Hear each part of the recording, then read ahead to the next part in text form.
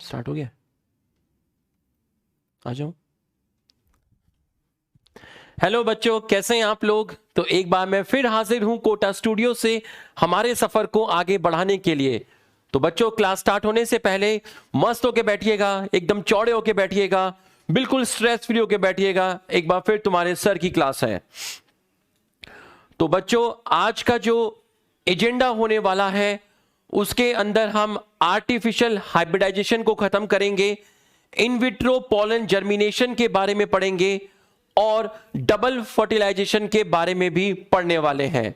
तो आज की क्लास काफी इंपॉर्टेंट होने वाली है और आपको बहुत अच्छी तरीके से फोकस करना है।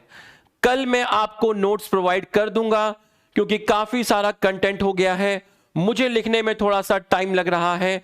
तो कल तक मैं आपको अपने हैंड रिटन नोट्स प्रोवाइड कर दूंगा। दूसरी चीज, नेक्स्ट वीक में ये चैप्टर हमारा खत्म हो जाएगा।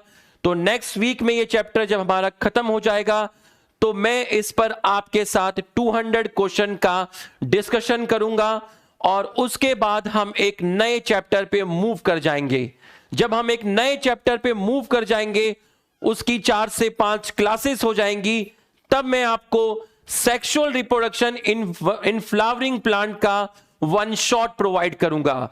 तब आप इस चैप्टर को एक बार वन शॉट से रिवाइज करिएगा और वो वन शॉट भी काफी डिटेल में होने वाला है। तो बच्चों, बिना टाइम वेस्ट किए, बिना एक्स्ट्रा मोटिवेट किए चीजों को स्टार्ट करते हैं। लास्ट टाइम हमने जो पढ़ा था एक बार हम उसको रिवाइज कर लेते हैं क्वालिटी के साथ। पूरा का पूरा फोकस करिएगा।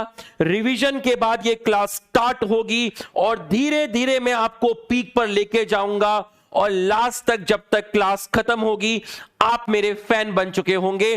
तो बिल्कुल स्टार्टिंग के 10 या 15 मिनट में जज मत करिएगा क्योंकि कॉन्सेप्ट को धीरे धीरे बिल्ड करना पड़ेगा, लेकिन समझ में आपको पूरा आएगा, यह मैं आपको वचन देता हूं। तो गाइस, स्टार्ट करते हैं। ये हमने लास्ट क्लास में पढ़ा था, एक बार हम इसको देख लेते हैं। हमने क्या पढ़ा था? ज्यादातर प्लांट्स जो होते हैं वो बाइसेक्सुअल होते हैं, उनके अंदर स्टेमन और पिस्टिल दोनों प्रेजेंट होते हैं, इसलिए वो फेवर करते हैं self pollination. Outbreeding device, outbreeding device ऐसे डिवाइस होते हैं जो आपके सेल्फ पॉलिनेशन को इनहिबिट करते हैं और क्रॉस पॉलिनेशन को प्रमोट करते हैं। जिसमें पहली चीज आई थी आपकी डाइकोगैमी, पहली चीज थी डाइकोगैमी। तो जो डाइकोगैमी है, अरे सुनो, भी पढ़ लो, लास्ट के 10 मिनट में बता दूंगा बाल क्यों कटा लिए, अभी पढ़ लो यार। ये बाल वाल के बारे में मत लिखो चैट में कुछ, ठीक है, हंसी आ जाती है, फिर फोकस करने दो यार। डाइकोगैमी, आपके पास एक फ्लावर में स्टेमन है और पिस्टिल है, बट दोनों के दोनों एक साथ मैच्योर नहीं हुए। यहां पर अगर मैं आपसे बोल रहा हूं पिस्टिल मैच्योर हो गया, स्टिग्मा रिसेप्टिव है, लेकिन आपका जो स्टेमन था, जो एंथर था, वो मैच्योर नहीं हुआ। इसलिए इस फ्लावर के अंदर पॉलन ग्रेन किसी दूसरे फ्लावर से आएगी तो ये क्रॉस पॉलिनेशन को फेवर करेगा। इस कंडीशन में आपका स्टेमन तैयार है, मेल तैयार है, फीमेल तैयार नहीं है, तो मजबूरी में इस स्टेमन के पॉलन ग्रेन को, इस फ्लावर को छोड़ के दूसरे फ्लावर पे जाना पड़ेगा, तो ये क्रॉस पॉलिनेशन को फेवर करेगा। Position of anther and stigma, एक फ्लावर के अंदर जो स्टेमन और पिस्टिल हैं वो एक दूसरे के क्लोज नहीं है, जिसकी वजह से इसकी पॉलन ग्रेन इसके पिस्टिल पर नहीं गिरती। तो मजबूरी में यहां पर क्रॉस पॉलिनेशन फेवर करेगा। इसकी पॉलन ग्रेन को या तो बाहर जाना पड़ेगा या फिर इसकी पिस्टिल पर किसी दूसरे फ्लावर से पॉलन ग्रेन आएगी। नेक्स्ट था सेल्फ इनकॉम्पेटिबिलिटी। सेल्फ इनकॉम्पेटिबिलिटी को बोलते हैं सेल्फ स्टेरिलिटी, जिसमें स्टेमन स्टेराइल है बट पिस्टिल फर्टाइल है। तो अब स्टेमन आपका स्टेराइल है तो इसकी पॉलन ग्रेन पिस्टिल पर जर्मिनेट नहीं होंगी, इस पिस्टिल पर बाहर से किसी दूसरे फ्लावर की पॉलन ग्रेन आएगी जो फेवर करेगा क्रॉस पॉलिनेशन को। इस केस में मेल पार्ट ठीक है, स्टेमन ठीक है, बट जो फीमेल पार्ट है, जो पिस्टिल है, वो स्टेराइल है, जिसकी वजह से इसकी पॉलन ग्रेन इसके पिस्टिल पे जर्मिनेट नहीं करेगी। यहां कमी फीमेल में है, यहां कमी मेल में है, तो मजबूरी में इसकी पॉलन ग्रेन को बाहर जाना पड़ेगा और क्रॉस पॉलिनेशन फेवर होगा। एक लिख रहा है वेरी रुपेश सर, अरे दीवाने, अरे मैं ही हूं बाबा। ठीक है, यूनिसेक्सुअल फ्लावर, यूनिसेक्सुअल फ्लावर, ठीक। यूनिसेक्सुअल फ्लावर में दो कंडीशन थी, मोनोशियस और डायशियस। एक ऐसा प्लांट जिसमें मेल फ्लावर भी होता है और फीमेल फ्लावर भी होता है, ऐसी कंडीशन को बोलते हैं मोनोशियस। ये मेल फ्लावर है, ये फीमेल फ्लावर है। मेल फ्लावर में सिर्फ स्टेमन मिलेगा, फीमेल फ्लावर में सिर्फ पिस्टिल मिलेगा। ऊपर पिस्टिल एब्सेंट है, नीचे स्टेमन एब्सेंट है। तो जब मेल फ्लावर और फीमेल फ्लावर दोनों ही यूनिसेक्सुअल फ्लावर हैं और एक ही प्लांट पर होते हैं, इसको मोनोशियस बोलते हैं। क्योंकि इस फ्लावर में सिर्फ स्टेमन है, मतलब यहां ऑटोगैमी नहीं हो सकती। यहां सिर्फ पिस्टिल है, मतलब यहां पर भी ऑटोगैमी नहीं हो सकती।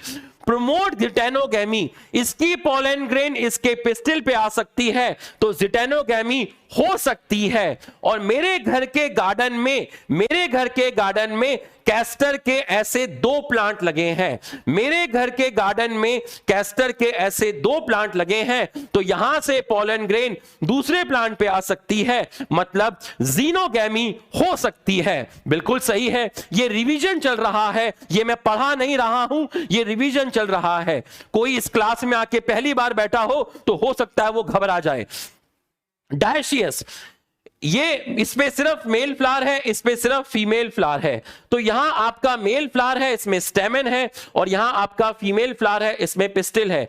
तो अगर मेल फ्लावर और फीमेल फ्लावर अलग अलग प्लांट पे होते हैं, इस कंडीशन को डायशियस बोलते हैं। यहां भी ऑटोगैमी नहीं हो सकती, यहां जिटेनोगैमी भी नहीं हो सकती, क्योंकि एक प्लांट पे सिर्फ एक ही टाइप का फ्लावर है, लेकिन यहां सिर्फ आपकी होगी जीनोगैमी। फिर आपने पढ़ा था पॉलन पिस्टल इंटरेक्शन, आपने पढ़ा था पॉलन पिस्टल इंटरेक्शन। बच्चों, ये दोनों सेम स्पीशीज के हैं। अगर इसकी पॉलन ग्रेन इसके स्टिग्मा पे गिरेगी तो यहां पर जर्मिनेशन होगा, लेकिन किसी डिफरेंट स्पीशीज की प्लांट, इस डिफरेंट स्पीशीज की पॉलन ग्रेन इसके ऊपर गिरेगी तो आप देखिए यहां पर जर्मिनेशन नहीं होगा। एक चीज और याद रखिएगा कि जो सेल्फ इनकॉम्पेटिबिलिटी होती है, जो सेल्फ इनकॉम्पेटिबिलिटी होती है, उसको कंट्रोल करते हैं जीन्स, उसको कंट्रोल करते हैं जीन्स, उसको जीन्स कंट्रोल करते हैं, कंट्रोल्ड बाय जीन्स। इनको जीन्स कंट्रोल करते हैं, controlled by genes, controlled by genes. इसका आइडिया मैं आपको नेक्स्ट चैप्टर में भी दूंगा, जहां आप प्रिंसिपल ऑफ इनहेरिटेंस के बारे में पढ़ेंगे।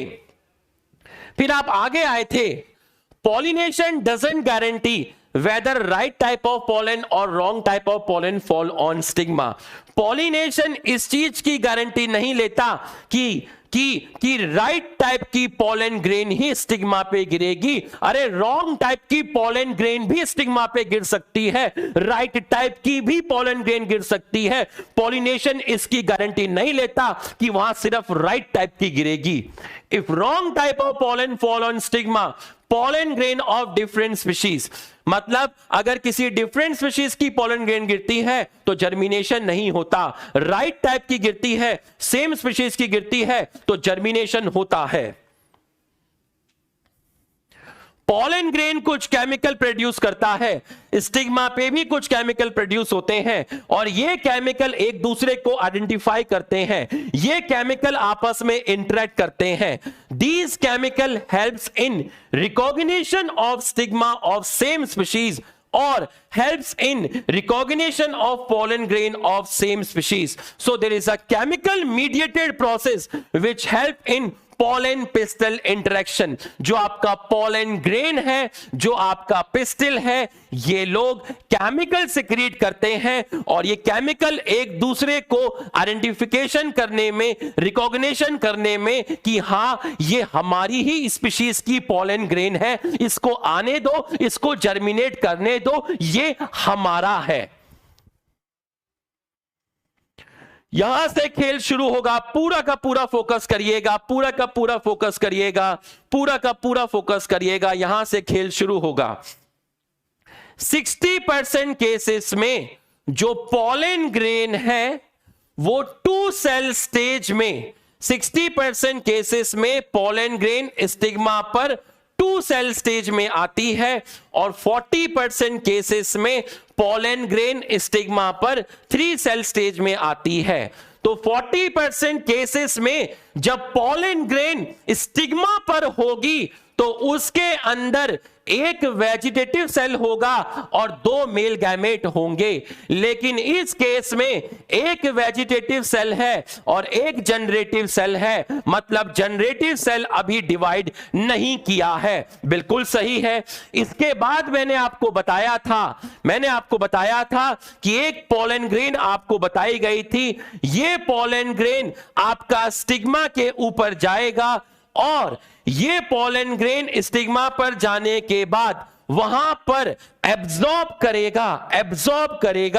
क्या एब्जॉर्ब करेगा? स्टिग्मा से शुगर एब्जॉर्ब करेगा, वाटर एब्जॉर्ब करेगा। ये आपका एब्जॉर्ब करेगा। क्या एब्जॉर्ब करेगा? शुगर एब्जॉर्ब करेगा, वाटर एब्जॉर्ब करेगा। कहां से? स्टिग्मा से, जिसकी वजह से इसके साइटोप्लाज्म में प्रेशर इंक्रीज होगा। ये जो बड़ी वाली सेल थी जिसको वेजिटेटिव सेल बोला था, इसके साइटोप्लाज्म में प्रेशर इंक्रीज होगा। तो जब इसके साइटोप्लाज्म में प्रेशर इंक्रीज होगा तो वेजिटेटिव सेल्स जो होगी वो बाहर की तरफ आएगी। तो वेजिटेटिव सेल्स जो होगी वो बाहर की तरफ आएगी। ये जो इलोंगेशन हुआ वेजिटेटिव सेल का, ये जो इलोंगेशन हुआ येलो वेजिटेटिव सेल का, इस इलोंगेशन को आपने बोला था पॉलन ट्यूब। और इसके बाहर कवर्ड थी इंटाइन, इसके बाहर एक्साइन कवर्ड नहीं है, क्योंकि पॉलन ट्यूब उस जगह से निकलती है जहां पर एक्साइन नहीं होता। तो जो साइटोप्लाज्म है वेजिटेटिव सेल का, cytoplasm of vegetative cell comes out in the form of pollen tube. So guys, what is the pollen tube? Pollen tube is nothing but it is a elongated portion of vegetative cell. It is the elongated portion of vegetative cell. Elongated portion of vegetative cell called pollen tube. अब इस pollen tube के अंदर vegetative cell का nucleus enter किया और अंदर enter करी generative cell, और ये जनरेटिव सेल डिवाइड करके बना लेगी 2 मेल गैमेट। तो मैं आपको ये बता रहा था कि जब यहां से पॉलन ट्यूब निकलती है तो वो पॉलन ट्यूब पहले स्टिग्मा पे एंटर करती है, फिर स्टाइल में एंटर करती है। तो जब पॉलन ट्यूब स्टिग्मा में एंटर करती है तो उस पॉलन ट्यूब में जो जनरेटिव सेल होती है वो डिवाइड करके 2 मेल गैमेट बना चुकी होती है। तो जनरेटिव सेल 2 मेल गैमेट जब बनाएगी पॉलन ट्यूब में, उस टाइम पॉलन ट्यूब की पोजीशन कहां होगी? जब जनरेटिव सेल डिवाइड करके 2 मेल गैमेट बनाएगी उस टाइम पॉलन ट्यूब की पोजीशन कहां होगी? जब जनरेटिव सेल डिवाइड करके 2 मेल गैमेट बनाएगी उस टाइम पॉलन ट्यूब की पोजीशन कहां होगी? स्टिग्मा पे होगी। यही सुनना था, यही मांगता बाबा, यही मांगता, स्टिग्मा पे होगी। बिल्कुल सही है। उसके बाद इन which case pollen tube carry the male gamete from the beginning. 40% flowering plant में शुरू से ही male gamete pollen tube carry करती है, क्योंकि 40% फ्लावरिंग प्लांट में पॉलिनेशन 3 सेल स्टेज में हुआ था। 40% फ्लावरिंग प्लांट में पॉलिनेशन 3 सेल स्टेज में हुआ था। तो यहां तक हमने पढ़ लिया था, यहां तक हमने पढ़ लिया था, और आज हम नया पढ़ेंगे। 4:15 हो गया है, अब जल्दी से यस सर लिख दीजिए और आज का काम शुरू किया जाए। जल्दी से यस सर लिख दीजिए। यह सब पुराना काम था, इसको हमने वाइंड अप किया, अब हम नया काम स्टार्ट करेंगे और धीरे धीरे नशा बढ़ेगा, धीरे धीरे नशा बढ़ेगा। लिख दीजिए यस सर, जल्दी जल्दी यस सर लिख दीजिए, फटाफट यस सर लिख दीजिए। स्टार्ट कर रहा हूं मैं लेक्चर आज का, यहां से नया टॉपिक स्टार्ट करेंगे आगे। ठीक है, पूरा फोकस करिएगा, पूरा फोकस करिएगा बच्चों। इसके ऊपर आके बैठ गई आपकी पॉलन ग्रेन, ये आपकी आके बैठ गई पॉलन ग्रेन। तो इसके ऊपर कौन बैठा है?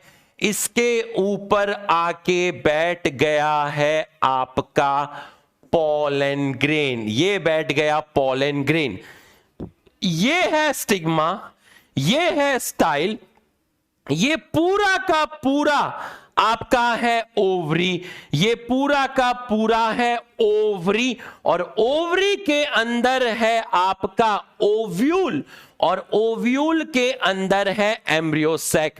तो ये जो ब्लू ब्लू से दिखाया है, ये ब्लू ब्लू क्या है? ये ब्लू ब्लू है ओव्यूल। ओव्यूल के अंदर जो ग्रीन ग्रीन है वो एम्ब्रियो सैक है, बिल्कुल सही है। और ये जो येलो कलर से बड़ा सा गोला है, इसको क्या बोला है? इसको ओवरी बोला। और ये रही पॉलन ग्रेन, बिल्कुल सही है। ये जो आपको स्टाइल में पिंक कलर का दिख रहा है, इस पिंक कलर के टिश्यू को बोलते हैं कंडक्टिंग टिश्यू, इसको बोलते हैं कंडक्टिंग टिश्यू, इसको बोलते हैं कंडक्टिंग टिश्यू, और इसी को बोलते हैं ट्रांसमिटिंग टिश्यू, इसी को बोलते हैं ट्रांसमिटिंग टिश्यू। तो ध्यान से समझना, जिन स्टाइल के अंदर कंडक्टिंग टिश्यू प्रेजेंट होते हैं, जिन स्टाइल के अंदर ट्रांसमिटिंग टिश्यू प्रेजेंट होते हैं, ऐसी स्टाइल को बोलते हैं सॉलिड स्टाइल। पूरा बताऊंगा, धीरे धीरे सीन बनाऊंगा, धीरे धीरे सीन बनाऊंगा। अभी बिल्कुल फोकस करना, धीरे धीरे एक एक चीज समझ में आएंगी कि कंडक्टिंग टिश्यू क्या है। जिस स्टाइल के अंदर कंडक्टिंग टिश्यू या उसका दूसरा नाम है ट्रांसमिटिंग टिश्यू प्रेजेंट होते हैं, उस स्टाइल को बोलते हैं सॉलिड स्टाइल, उस स्टाइल को बोलते हैं सॉलिड स्टाइल, बिल्कुल सही है। अब होता क्या है, ये टिश्यू जिस चीज के बने हुए होते हैं, ये टिश्यू जिस चीज के बने हुए होते हैं, उसको हम बोलते हैं पैक्टिन, उसको हम बोलते हैं पैक्टिन। अब हमें इस टिश्यू को डिसॉल्व करना है ताकि यहां से पॉलन ट्यूब एंटर कर सके। तो अब आप देखिएगा, पॉलन ट्यूब आपकी एंटर कर रही है, ये देखिए पॉलन ट्यूब आपकी एंटर कर रही है। ये आपकी पॉलन ट्यूब एंटर कर गई, तो जो पॉलन ट्यूब होती है, पॉलन ट्यूब जो होती है, देखिएगा pollen tube secrete pectinase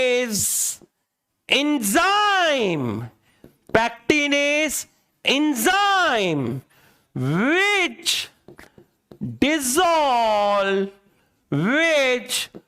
dissolve pectin part of transmitting tissue। तो ट्रांसमिटिंग टिश्यू किस चीज का बना हुआ है? पैक्टिन। उसको डिसॉल्व करने के लिए कौन सा एंजाइम चाहिए? पैक्टिनेज। पैक्टिनेज किसने प्रोड्यूस किया? पॉलन ट्यूब ने। तो पॉलन ट्यूब के पैक्टिनेज ने स्टाइल में पैक्टिन को डिसॉल्व किया, जिसकी वजह से पॉलन ट्यूब के लिए एक रास्ता क्रिएट हुआ। So a passage is created,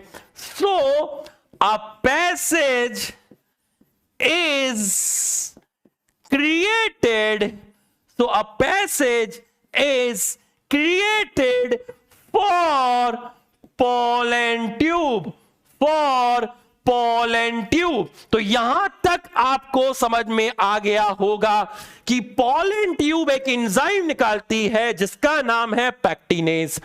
वो जो सॉलिड स्टाइल के अंदर जो कंडक्टिंग टिश्यू हैं, जो पैक्टिन के बने हुए हैं, उन पैक्टिन को डिसॉल्व कर देता है।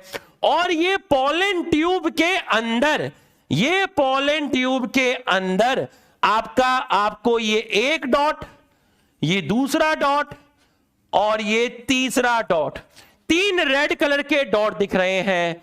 ये जो रेड कलर का डॉट है इसको मैंने बोला न्यूक्लियस ऑफ वेजिटेटिव सेल, इस डॉट को मैंने बोला मेल गैमेट, मेल गैमेट, और दूसरे वाले डॉट को मैंने बोला मेल गैमेट, मेल गैमेट। तो कितनी सेल है? 3 cell, male gamete, male gamete, nucleus of vegetative cell along with cytoplasm of vegetative cell, nucleus of vegetative cell along with cytoplasm of vegetative cell।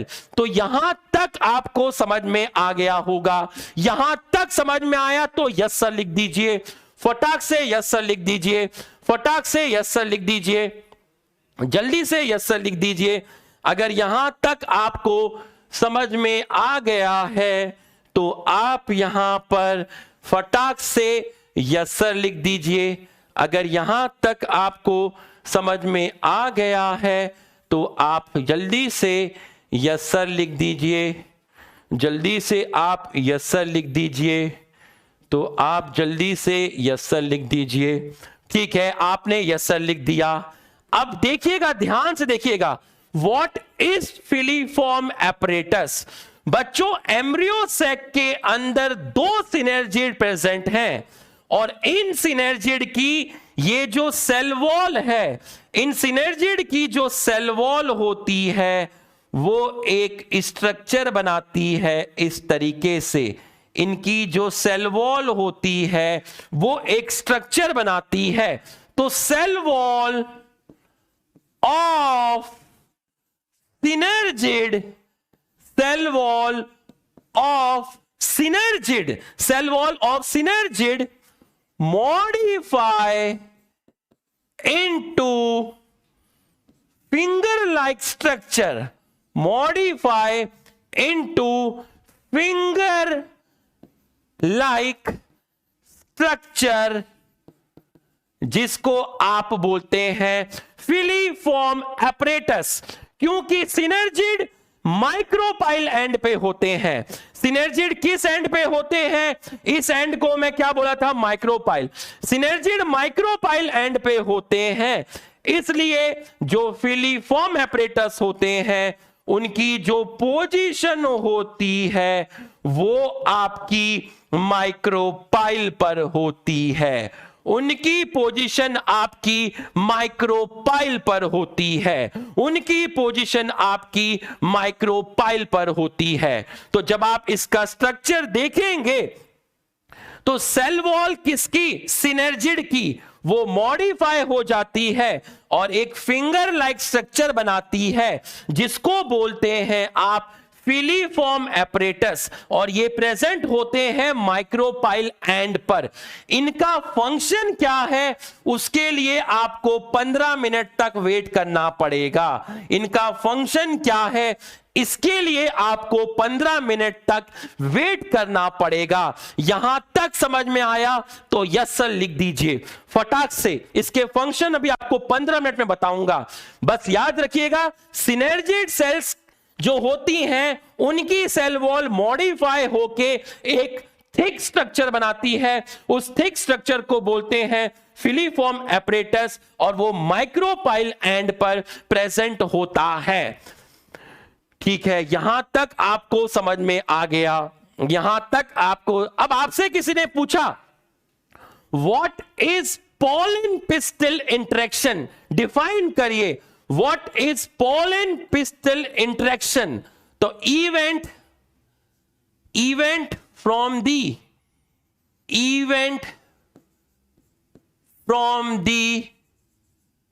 Deposition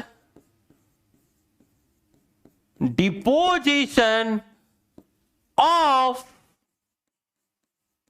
pollen grain. अभी लिखने का समय दूंगा, अभी लिखने का समय दूंगा, अभी लिखने का समय दूंगा, अभी लिखने का समय दूंगा, ये इसके बाद लिखने का समय दूंगा, वापस से वहीं पे जाऊंगा, घबराना नहीं, अभी लिखने का समय दूंगा, अभी दूंगा लिखने का समय। Event from the deposition of pollen grain, event from the deposition of pollen grain on stigma and germination of pollen grain। Germination of pollen grain का मतलब क्या हुआ? जर्मिनेशन ऑफ pollen grain का मतलब क्या हुआ? जर्मिनेशन ऑफ pollen grain का मतलब हुआ formation of pollen tube, formation of pollen tube। Event from the deposition of pollen grain on stigma and germination of pollen grain means formation of pollen tube and until it enters into ovule. ध्यान से समझिएगा, ध्यान से समझिएगा, अभी लिखने का समय दूंगा, ध्यान समझिएगा, ध्यान समझिएगा। पॉलन ग्रेन का स्टिग्मा पर लैंड होना, पॉलन ग्रेन का स्टिग्मा पर लैंड होना, वहां से पॉलन ट्यूब का फॉर्म होना और पॉलन ट्यूब की एंट्री ओव्यूल में नहीं होनी चाहिए, पॉलन ट्यूब की एंट्री ओव्यूल में नहीं होनी चाहिए। मतलब वहां तक इवेंट पॉलन पिस्टल का पार्ट होंगे जब तक पॉलन ट्यूब ओव्यूल में एंटर ना करे। तो 3 स्टेप आ गए। पहला डिपोजिशन ऑफ पॉलन ग्रेन, दूसरा जर्मिनेशन ऑफ पॉलन ग्रेन, तीसरा growth of pollen tube until it enters into ovule, growth of pollen tube until it enters into ovule called pollen pistil interaction। तो deposition of pollen grain on stigma, germination of pollen grain, and germination of pollen grain means formation of pollen tube until it enters into ovule। तो इसके अंदर 3 चीजें आ गई। पहला pollen grain का deposition, दूसरा growth of pollen tube या फिर जर्मिनेशन ऑफ pollen ट्यूब, तीसरा तब तक growth of pollen tube until it enters into ovule। तो अगर मैं इसको 3 स्टेप में आपको बताऊं, इसको मैं अगर आपको 3 स्टेप में बताऊं, तो पहला आया आपका deposition of pollen grain on stigma, दूसरा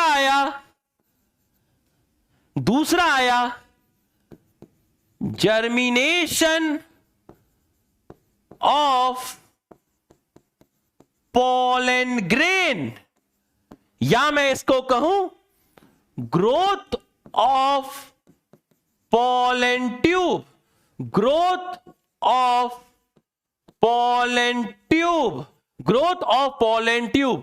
और तीसरा आपका आया growth of pollen tube, growth of pollen tube until it enters into ovule called pollen pistil interaction। तो pollen tube, pollen grain का स्टिग्मा पर लैंड होना, वहां से pollen tube का फॉर्म्ड होना और उस pollen tube की ग्रोथ तब तक होना जब तक वो ओव्यूल में एंटर ना कर जाए। इसको बोलते हैं pollen pistil interaction, इसको बोलते हैं pollen pistil interaction। एक बार pollen tube ओव्यूल में घुस गई, पोलन पिस्टल इंटरेक्शन खत्म हो गया। एक बार पोलन ट्यूब ओव्यूल में घुस गई, पोलन पिस्टल इंटरेक्शन खत्म हो गया। बिल्कुल सही है, बिल्कुल सही है। अब it is dynamic and chemical control process. Chemical control process में आपको ऑलरेडी एक्सप्लेन कर चुका हूं। Pollen pistol interaction chemical control process है, यह मैं आपको ऑलरेडी एक्सप्लेन कर चुका हूं। डायनेमिक का मतलब क्या है?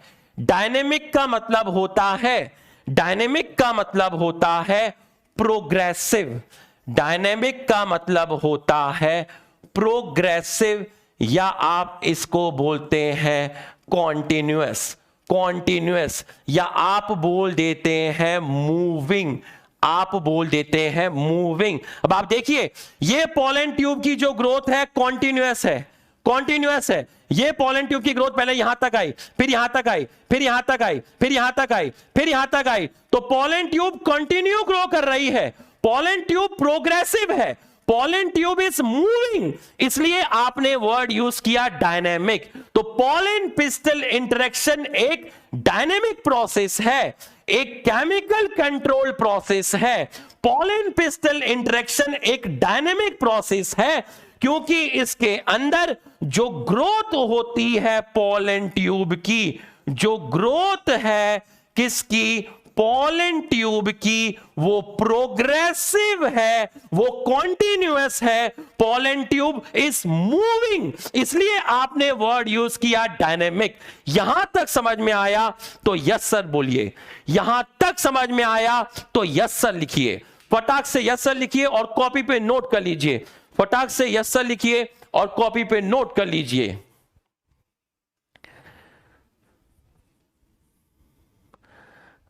लिख लीजिए जल्दी से।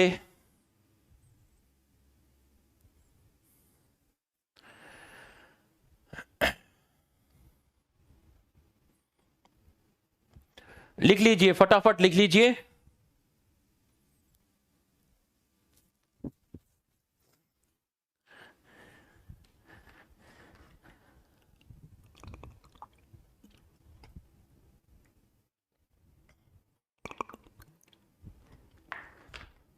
आराम से लिखिए।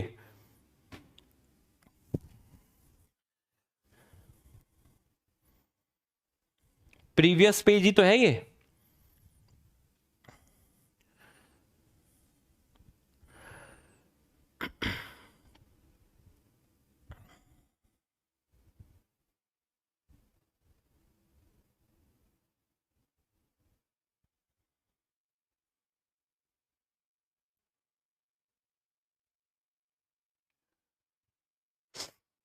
लिख लीजिए, शाबाश, फटाफट लिख लीजिए।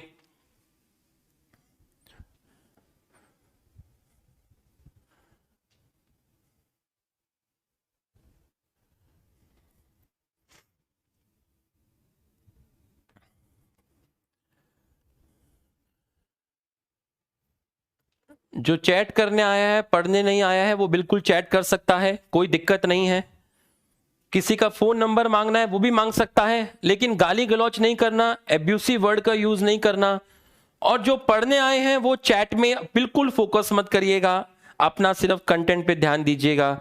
इतने सारे बच्चे होते हैं तो कोई कुछ भी चैट में लिख सकता है, ये चीज कंट्रोल में नहीं रहती है।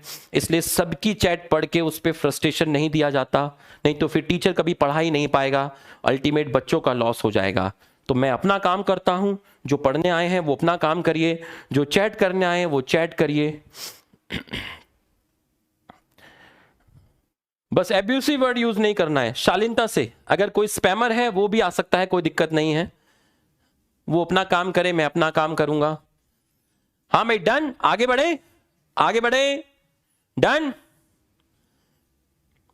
करूंगा, रिपीट करूंगा, एक बार ये पूरा हो जाए फिर रिपीट करूंगा, करूंगा रिपीट। सिनर्जिड की जो पोजीशन है वो माइक्रोपाइल एंड पे है, तो फिलीफॉर्म एपरेटस भी माइक्रोपाइल एंड पे हुए। डन। ये लो, इसको भी लिख लीजिए, इसको भी लिख लीजिए।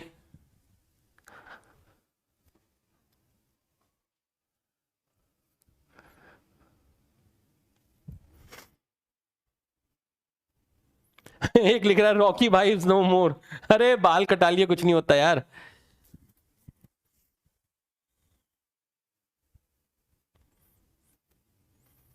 नेक्स्ट वीक मैं अपने घर जा रहा हूं देहरादून ना, मम्मी को बड़े बाल पसंद नहीं है।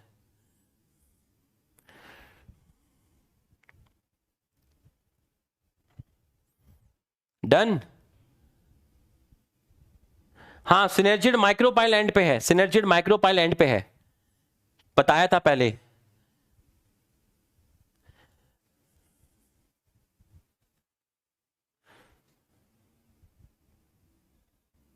बताऊंगा स्कूल का, बताऊंगा आज, बता के जाऊंगा स्कूल का, आज बताऊंगा स्कूल का, सब बताऊंगा। करूं आगे, करें करूं? डन डन, जल्दी से डन लिख दो। इसको बाद में बताऊंगा। हाँ यहां पर देखिए, पॉलिन पिस्टल इंटरेक्शन जो था वो आपका खत्म हो गया। पॉलिन पिस्टल इंटरेक्शन आपका खत्म हो गया। पॉलिन पिस्टल इंटरेक्शन आपका खत्म हो गया। अभी एनसीईआरटी मत देखना, जब मैं कहूंगा तब देखना, क्लास खत्म होने के बाद देखना और पूरा पढ़ जाना, पूरा का पूरा। अभी मत देखना, अभी मत देखना। डबल फर्टिलाइजेशन का स्टार्ट हो रहा है। जो टॉपिक डाला है वो मैंने डाला है डबल फर्टिलाइजेशन। अभी एनसीईआरटी के पेज मत पलटना, नहीं तो सदमा आ जाएगा। अभी यहां देखना, डबल फर्टिलाइजेशन मैंने हेडिंग डाली है और उसमें पहला स्टेप लिखा है entry of pollen tube into ovule. आप मुझे बताइए यहां से आपकी जो पॉलन ट्यूब निकली थी वो स्टाइल में गई, बिल्कुल सही है। अब वो स्टाइल से ओवरी के पहले ओव्यूल में जाएगी, तो सबसे पहले वो ओव्यूल में घुसेगी। तो पॉलन ट्यूब ये जो थी इसको ओव्यूल में घुसना है। ओव्यूल के बाद वो एम्ब्रियो सैक में घुसेगी, क्योंकि उसकी नजर एग पर है, उसकी नजर एग पर है। तो सबसे पहले जो पॉलन ट्यूब है वो ओवरी के ओव्यूल में एंटर करेगी। तो मैंने यहां पर यही लिखा है, entry of pollen tube into ovule. Pollen grain stigma पर आई, वहां से पॉलन ट्यूब निकली, वो पॉलन ट्यूब स्टिग्मा पे गई, स्टिग्मा से स्टाइल पे गई, स्टाइल से ओवरी में गई। ओवरी के किस पार्ट में सबसे पहले घुसेगी वो लिखा है, ओव्यूल लिखा है, ओव्यूल लिखा है। तो अब आप ध्यान से देखिएगा, ये रही आपकी पॉलन ग्रेन। इस पॉलन ग्रेन से आपकी निकली पॉलन ट्यूब, आपकी निकली पॉलन ट्यूब, ये आपकी पॉलन ट्यूब निकली, ये आपकी पॉलन ट्यूब निकली। बताओ पॉलन ट्यूब इस ओव्यूल में किस एंड से एंटर कर रही है, माइक्रोपाइल या चलेजा? लिख के बताओ, लिख के बताओ, माइक्रोपाइल या चलेजा, माइक्रोपाइल या चलेजा किस साइड से एंटर कर रही है? लिख के बताओ, लिख के बताओ, किस साइड से एंटर कर रही है? ओव्यूल के अंदर पॉलन ट्यूब किस साइड से एंटर कर रही है, माइक्रोपाइल या चलेजा? बिल्कुल सही, माइक्रोपाइल, बिल्कुल सही। अब मुझे बताना, अब मुझे बताना, अब मुझे बताना, अब मुझे बताना कहां से एंटर कर रही है। ठीक, अब मुझे बताना कहां से एंटर कर रही है। बताओ कहां से एंटर करी, माइक्रोपाइल से एंटर करी या चलेजा से एंटर करी? लिख के बताओ कहां से एंटर करी, इसमें एंटर करी कहां से? चलेजा से। यहां पर एंटर करी कहां से? चलेजा से। यहां पर एंटर करी कहां से? माइक्रोपाइल से। बिल्कुल सही है, बिल्कुल सही है। अब तीसरे केस में मुझे बताना दीवानों, पूरा तकड़ा फील दूंगा, देखना। तीसरे केस में मुझे बताना कि पॉलन ट्यूब कहां से एंटर करी, पॉलन ट्यूब कहां से एंटर करी? बताओ पॉलन ट्यूब कहां से एंटर करी? ये 1 और 2, इन कवरिंग को क्या बोला था, इन कवरिंग को क्या बोला था, कवरिंग को क्या बोला था? 1 और 2। बताओ कहां से एंटर करी, कहां से एंटर करी, कहां से एंटर करी, कहां से एंटर करी? Integument, integument. So pollen tube can enter into ovule through micropyle and, चलेजा and, integument and. वो तीन रास्तों से एंटर कर सकती है ओव्यूल में, या तो माइक्रोपाइल एंड से, या चलेजा एंड से, या फिर इंटेगुमेंट एंड से। लेकिन मोस्टली, मोस्ट कॉमन 80% प्लांट में, 80% प्लांट में वो कहां से एंटर करती है? वो कहां से एंटर करती है? वो माइक्रोपाइल से एंटर करती है। 80% फ्लावरिंग प्लांट में pollen tube enters into ovule through micropyle and. बिल्कुल सही, बिल्कुल सही। यहां तक समझ में आ गया होगा। जल्दी से इसको लिख लीजिए, जल्दी से इसको लिख लीजिए, फटाक से लिख लीजिए। तुम एक ही डायग्राम बनाना, बाकी दो डायग्राम घर में बनाना। एक डायग्राम अभी बनाओ, बाकी दो डायग्राम घर में बनाना बाद में। लिख लीजिए, फटाफट लिख लीजिए, फटाफट लिख लीजिए। पॉलन ट्यूब ओव्यूल में घुस चुकी है दीवानों, पॉलन ट्यूब ओव्यूल में घुस चुकी है, पॉलन ट्यूब ओव्यूल में घुस चुकी है। ये रहा आपका न्यूक्लियस, ये रहा मेल गैमेट, ये रहा मेल गैमेट, ये है आपका मेल गैमेट, ये है आपका मेल गैमेट, ये है आपका nucleus of vegetative cell, nucleus of vegetative cell. एक ही डायग्राम बनाना, तीन डायग्राम बनाने में बहुत टाइम चला जाएगा। एक बनाना, बाकी दोनों तुम शाम को बैठ के बनाना। एक डायग्राम बना लो, फटाफट बना लो, फटाफट बना लो, फटाफट बना लो।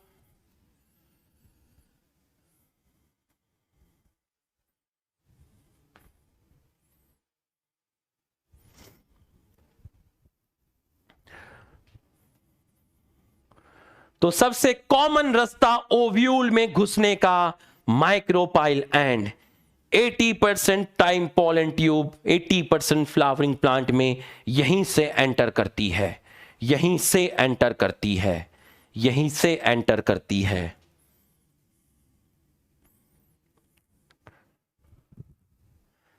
जल्दी से बना लो, जल्दी से बना लो। आज कितने बजे तक क्लास होगी? जो टाइम है क्लास का उतना ही होगा।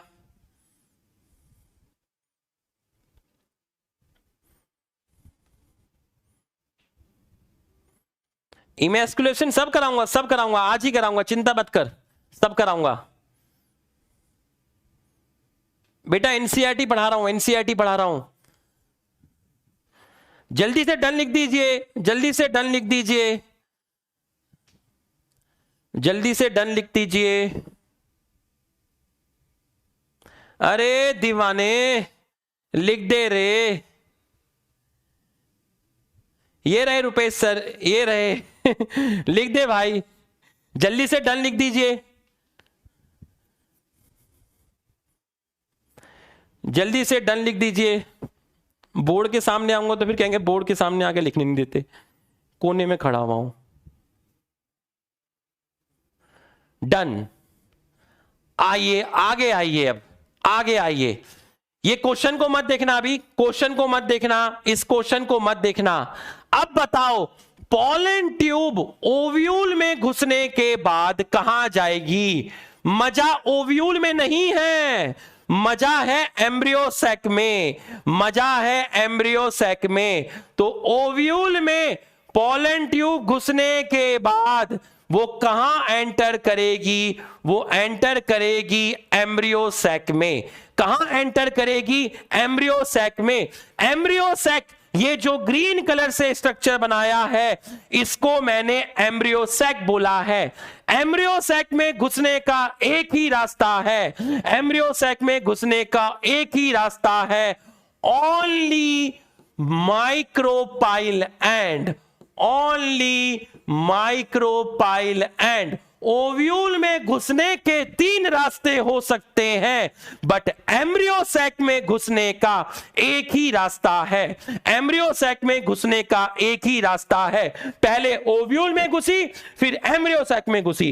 एम्ब्रियो सैक में एक ही जगह से घुस सकती है, माइक्रोपाइल एंड से। बिल्कुल सही है। अब जरा इनका सीक्वेंस बताइए, इनका सीक्वेंस बताइए। ये क्वेश्चन है, इसका सीक्वेंस बताइए। चलिए सीक्वेंस बताइए, क्या होगा इसका सीक्वेंस बताइए, इसका सीक्वेंस बताइए क्या होगा। A B C D, sequence बताइए, सीक्वेंस बताइए।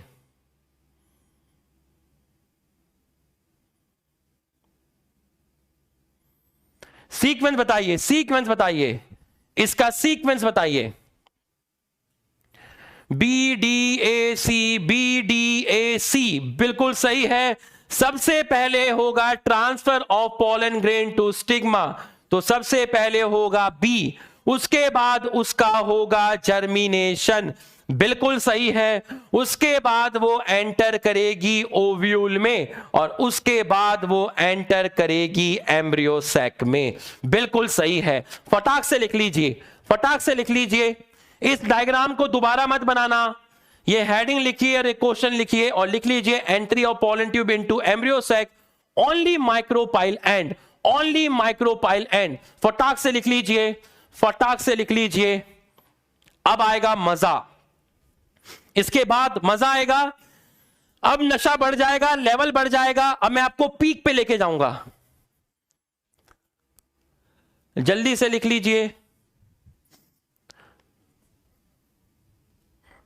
शाबाश, फटाफट फटाफट फटाफट लिख लीजिए।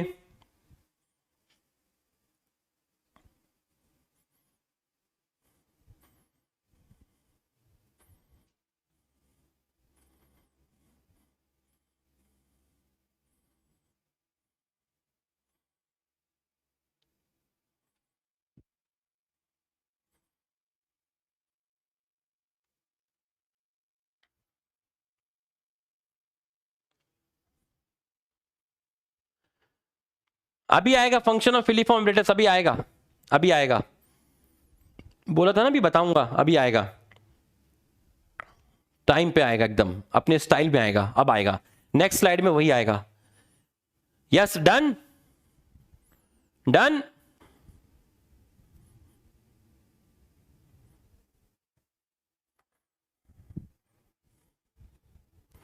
ए बाबा डन।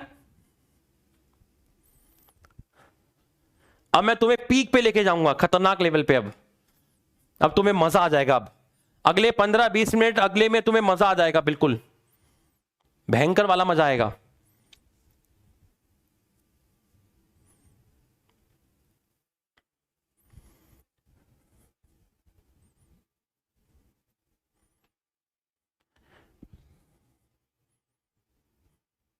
डन लिख दो, जल्दी से डन लिख दो, सभी लोग डन लिख दीजिए जल्दी से।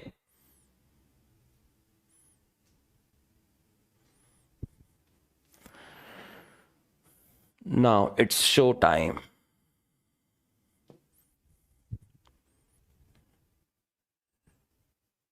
डन। आ जाओ भाई, आ जाओ, आ जाओ फटाफट। रोल ऑफ फिलिफॉर्म एपरेटस, ध्यान से पूरा का पूरा अच्छे से खेल शुरू हो चुको है। ये रही पोलन ग्रेन, और इस पोलन ग्रेन में से आपकी निकली पोलन ट्यूब, और ये पोलन ट्यूब घुस गई एम्ब्रियो सैक के अंदर। एम्ब्रियो सैक में ये पोलन ट्यूब कहां से, ये पोलन ट्यूब एम्ब्रियो सैक में, ध्यान से देखिएगा, पूरा का पूरा फोकस करिएगा, पूरा का पूरा फोकस करिएगा। ये जो फिलिफॉर्म एपरेटस है, मैं बना के दिखाता हूं आपको, देखिएगा। ये रहा सिनर्जिड, ये रहा दूसरा सिनर्जिड। इस सिनर्जिड पर ये है फिलिफॉर्म एपरेटस, फिलिफॉर्म एपरेटस। तो ये जो फिलिफॉर्म एपरेटस होते हैं, ये फिलिफॉर्म एपरेटस सिक्रीट करते हैं केमिकल। क्या सिक्रीट करते हैं? केमिकल। तो ये जो फिलीफॉर्म एपरेटस है सिनर्जिड सेल्स के अंदर, ये जो सेल मैंने बनाई है इस सेल का नाम है सिनर्जिड। सिनर्जिड के अंदर बनाए फिलीफॉर्म एपरेटस, इनके अंदर केमिकल्स प्रेजेंट होते हैं, ये केमिकल सिक्रीट करते हैं और these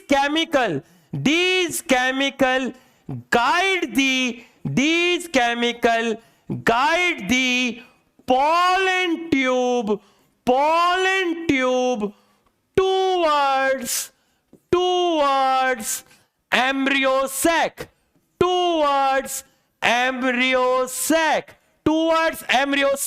ये पोलन ट्यूब ओव्यूल के एम्ब्रियो सैक तक आ रही है। कोई चीज है जो इस पोलन ट्यूब को बुला रहा है, आजा आजा आजा। कोई चीज है जो सिनर्जिड सेल है, सिनर्जिड सेल्स में जो फिलीफॉर्म एपरेटस होते हैं, सिनर्जिड सेल में जो फिलीफॉर्म एपरेटस होते हैं वो केमिकल सिक्रीट करते हैं।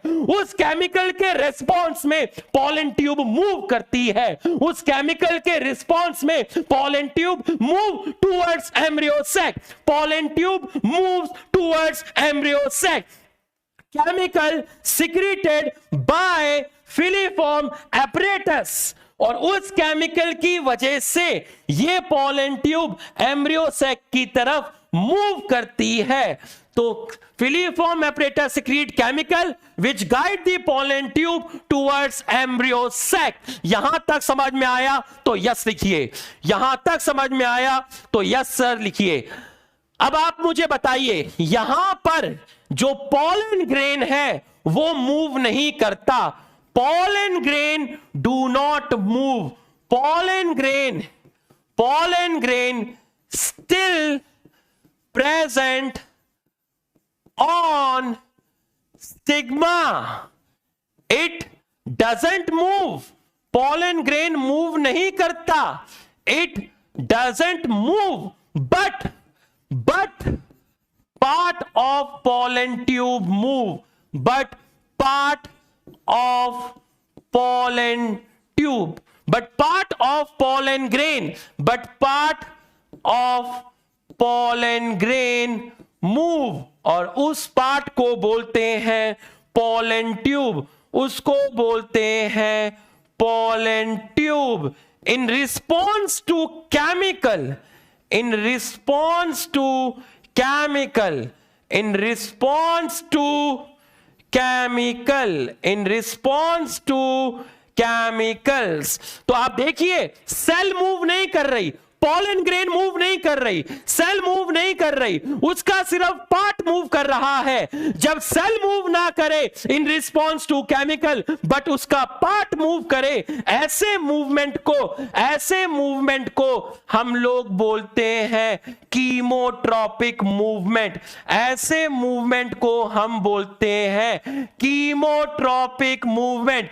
कीमोट्रॉपिक मूवमेंट का मतलब हुआ कि केमिकल के रिस्पॉन्स में सेल मूव नहीं करती, सेल का पार्ट मूव करता है, पोलन ग्रेन स्टिग्मा पर ही रहती है, वो मूव नहीं करती, उसका पार्ट जो होता है पोलन ट्यूब वो मूव करता है। तो केमिकल के रेस्पॉन्ड में अगर कोई सेल मूव ना करे बट उसका पार्ट मूव करे, ऐसे मूवमेंट को बोलते हैं कीमोट्रॉपिक मूवमेंट। समझ में आया तो यस सर लिखिए, समझ में आया तो यस सर लिखिए, समझ में आया तो यस सर लिखिए। खेल अब शुरू हो चुका है, खेल अब शुरू हो चुका है। अब यहां से मैं तुम्हें पीक पे लेके जाऊंगा, एक्चुअल फील कराऊंगा कॉन्सेप्ट का। खेल अब शुरू हो चुका है। यह है आपका कीमोट्रॉपिक मूवमेंट। कीमोट्रॉपिक मूवमेंट में सेल मूव नहीं करती, उसका पार्ट मूव करता है। सेल मूव नहीं करती, उसका पार्ट मूव करता है। बिल्कुल सही है, बिल्कुल सही है। What is the role of synergid? ध्यान समझिएगा बच्चों, दो सिनर्जिड हैं। इन दो सिनर्जिड को किसी का कॉल आया, बोला हां, बोला पोलन ट्यूब आ रही है एम्ब्रियो सैक के अंदर। हां, बोला उसमें दो भाई साहब आ रहे हैं, दो मेल गैमेट भी आ रहे हैं। बोले अच्छा, हां हमारे एम्ब्रियो सैक में एग है ना, फीमेल गैमेट, हाँ, उसको फर्टिलाइज करने के लिए दो दो भाई साहब हैं, दो मेल गैमेट आ रहे हैं। अच्छा, हाँ, तो भाई उसकी एंट्री करवानी है एम्ब्रियो सैक में, पोलन ट्यूब की एंट्री करवानी है एम्ब्रियो सैक में। तो भाई ये जो दो सिनर्जिड हैं उसमें से ये दोनों सिनर्जिड एक दूसरे से बात कर रहे हैं, बोल रहे हैं हे सिनर्जिड तू मर जा, जब तू मर जाएगा तो वहां से रास्ता खुल जाएगा, वहां से पोलन ट्यूब एंटर कर जाएगी, वहां से पोलन ट्यूब एंटर कर जाएगी। तो दो सिनर्जिड में से एक सिनर्जिड मर जाएगा भाई साहब की आने की खुशी में। भाई साहब की आने की खुशी में एक सिनर्जिड मर जाएगा, एक सिनर्जिड मर जाएगा। तो ये वाला जो सिनर्जिड है, एक सिनर्जिड आपका मर जाएगा। मान लीजिए दो सिनर्जिड मैंने आपके बनाए हैं, ये मैंने आपके दो सिनर्जिड आपके बनाए हैं, ये मैंने आपके दो सिनर्जिड बनाए हैं। इसमें से ये वाला जो सिनर्जिड है ये मर जाएगा। तो ये मर जाएगा तभी पोलन ट्यूब अंदर एंटर करेगी। ध्यान से देखिएगा, ध्यान से देखिएगा, ये देखिए, ध्यान से देखिए, पोलन ट्यूब कहां एंटर करी, पोलन ट्यूब कहां एंटर करी, मुझे बताइए। पोलन ट्यूब कहां एंटर करी, सिनर्जिड में या डी जनरेटिंग सिनर्जिड में, सिनर्जिड में या डी जनरेटिंग सिनर्जिड में, लिख के बताइए, सिनर्जिड या फिर डी जनरेटिंग सिनर्जिड, लिख के बताइए, लिख के बताइए। अरे तुझे मरना होगा। Pollen tube enter into embryo sac, into embryo sac through degenerating synergid, through degenerating synergid, through degenerating synergid। बिल्कुल सही है। जो मतलब पोलन ट्यूब की आने की खुशी में, पोलन ट्यूब के आने की खुशी में एक सिनर्जिड डीजनरेट हो गया। One of the synergid degenerate, one of the synergid degenerate। एक सिनर्जिड पोलन ट्यूब की आने की खुशी में डीजनरेट हो गया, क्योंकि कोई आ रहा है, पोलन ट्यूब आ रही है दीवाने, दो दो भाई साहब को लेकर। लिख लीजिए इसको, फटाफट लिख लीजिए, फटाफट लिख लीजिए, फटाफट लिख लीजिए, फटाफट लिख लीजिए। ये रहे दो मेल गैमेट और ऊपर है आपका न्यूक्लियस है, किसका न्यूक्लियस है, वेजिटेटिव सेल का न्यूक्लियस है, वेजिटेटिव सेल का न्यूक्लियस है, और दो मेल गैमेट है, दो मेल गैमेट है। जल्दी से लिख लीजिए, फटाफट लिख लीजिए, जल्दी से लिख लीजिए, फटाफट लिख लीजिए।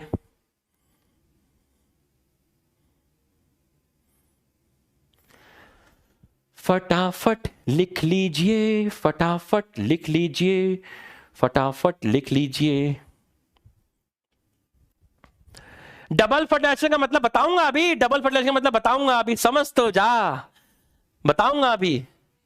ये देख, यहां आएगा डबल फर्टिलाइजेशन, डबल फर्टिलाइजेशन। अभी डबल फर्टिलाइजेशन के स्टेप चल रहे हैं। पहला स्टेप तूने क्या पढ़ा, एंट्री ऑफ पोलन ट्यूब। दूसरा स्टेप तूने पढ़ा entry of pollen tube into embryo sac, embryo sac, ये उसी के अंदर पढ़ रहा है तू, आएगा अभी।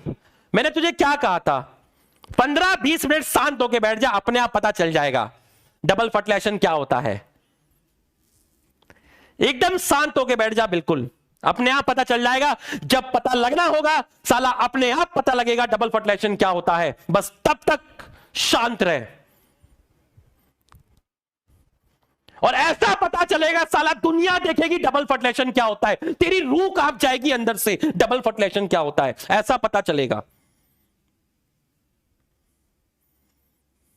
जल्दी से डन लिखिए, जल्दी से डन लिखिए, जल्दी से डन लिखिए। तो डबल फर्टिलाइजेशन में पहला स्टेप था entry of pollen tube into ovule, दूसरा स्टेप था entry of pollen tube into embryo sac, और ये सब उसी के अंदर चल रहा है कि एम्ब्रियो सैक में पोलन ट्यूब कैसे एंटर करेगी। एंटर कौन करवाएगा? एंटर करवाएगा सिनर्जिड, उसको मरना होगा। जल्दी से डन लिख दीजिए, जल्दी से डन लिख दीजिए।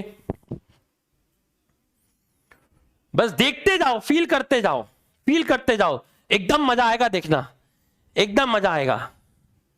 Done done done done done done done done done डारा, आ जाओ।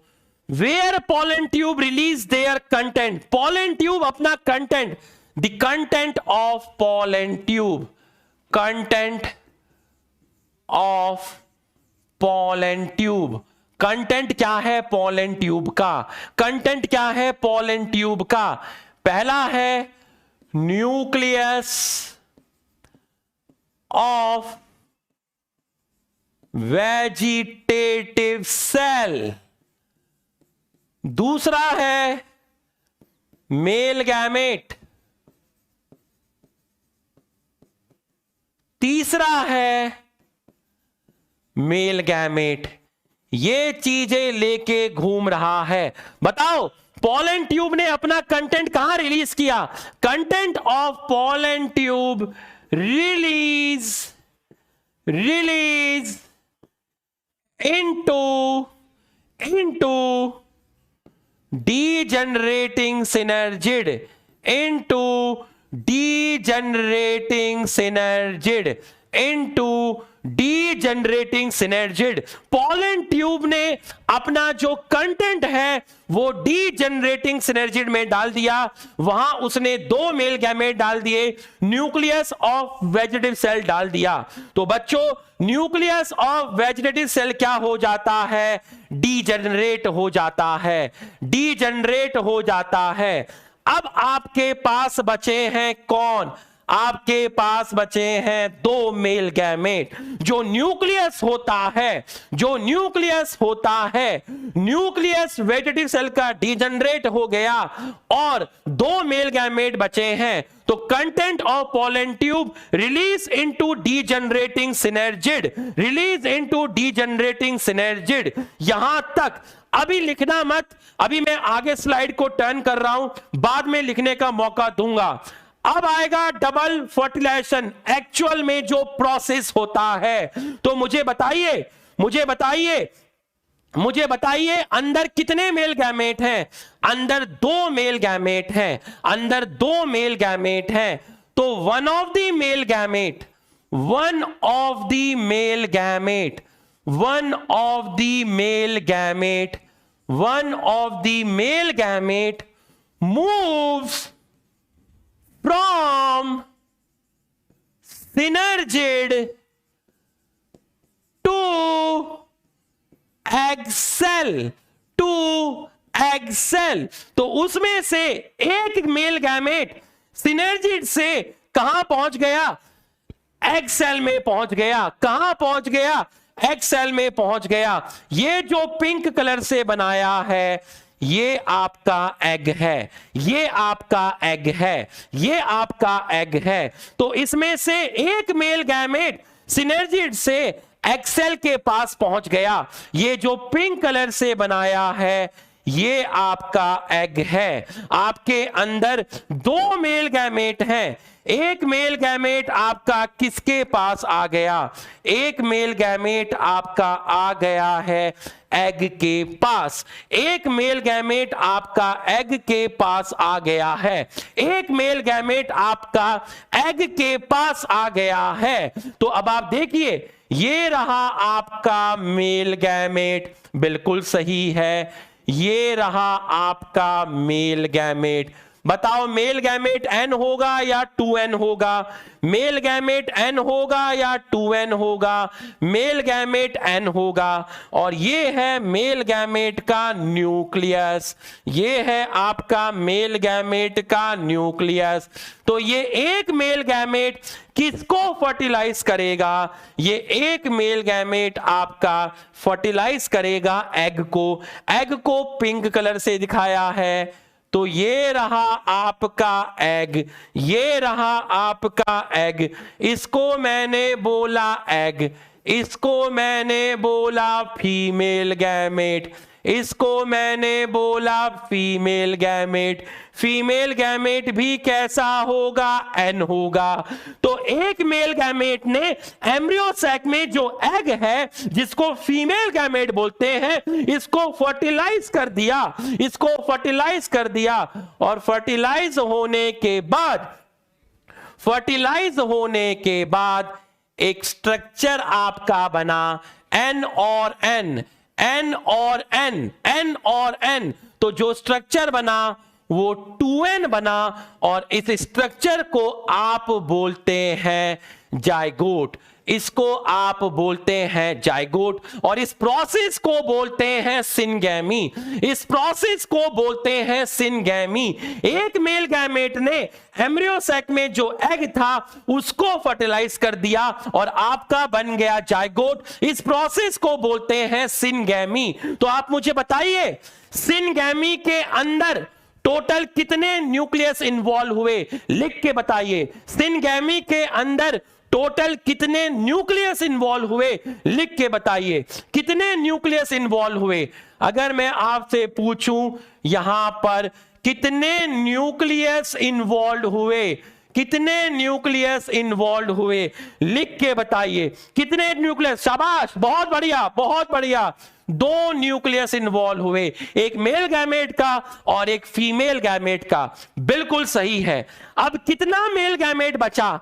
अब एक मेल गैमेट बचा। अब आप देखिए, ध्यान से देखिएगा, ये वाली जो सेल है, ये वाली जो सेल है, बताओ जरा, ये वाली जो सेल है, ये सेल कौन सी है? बताओ, बताओ, जिसको मैं हाईलाइट कर रहा हूं, ये सेल कौन सी है? बताओ, ये सेल कौन सी है? ये जो मैंने हाईलाइट की है, बताओ जरा, ये सेल कौन सी है?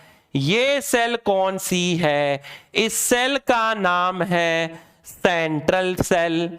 इसका नाम है सेंट्रल सेल। तो एक मेल गैमेट सेंट्रल सेल को फर्टिलाइज करेगा, एक मेल गैमेट सेंट्रल सेल को फर्टिलाइज करेगा, एक मेल गैमेट सेंट्रल सेल को फर्टिलाइज करेगा। ये रहा एक मेल गैमेट। तो मैं यहां लिख देता हूं मेल गैमेट। मेल गैमेट कैसा होगा? हैप्लॉइड होगा, लिख दिया मैंने। वो किसको फर्टिलाइज करेगा? वो फर्टिलाइज करेगा आपका सेंट्रल सेल को। ये रहे सेंट्रल सेल के अंदर 2 न्यूक्लियस, सेंट्रल सेल के अंदर 2 न्यूक्लियस। तो ये आपकी कौन सी सेल है? ये आपकी सेंट्रल सेल है। तो अब आप देख लीजिए, ये आपका कैसा है? एन है। ये आपका कैसा है? एन है।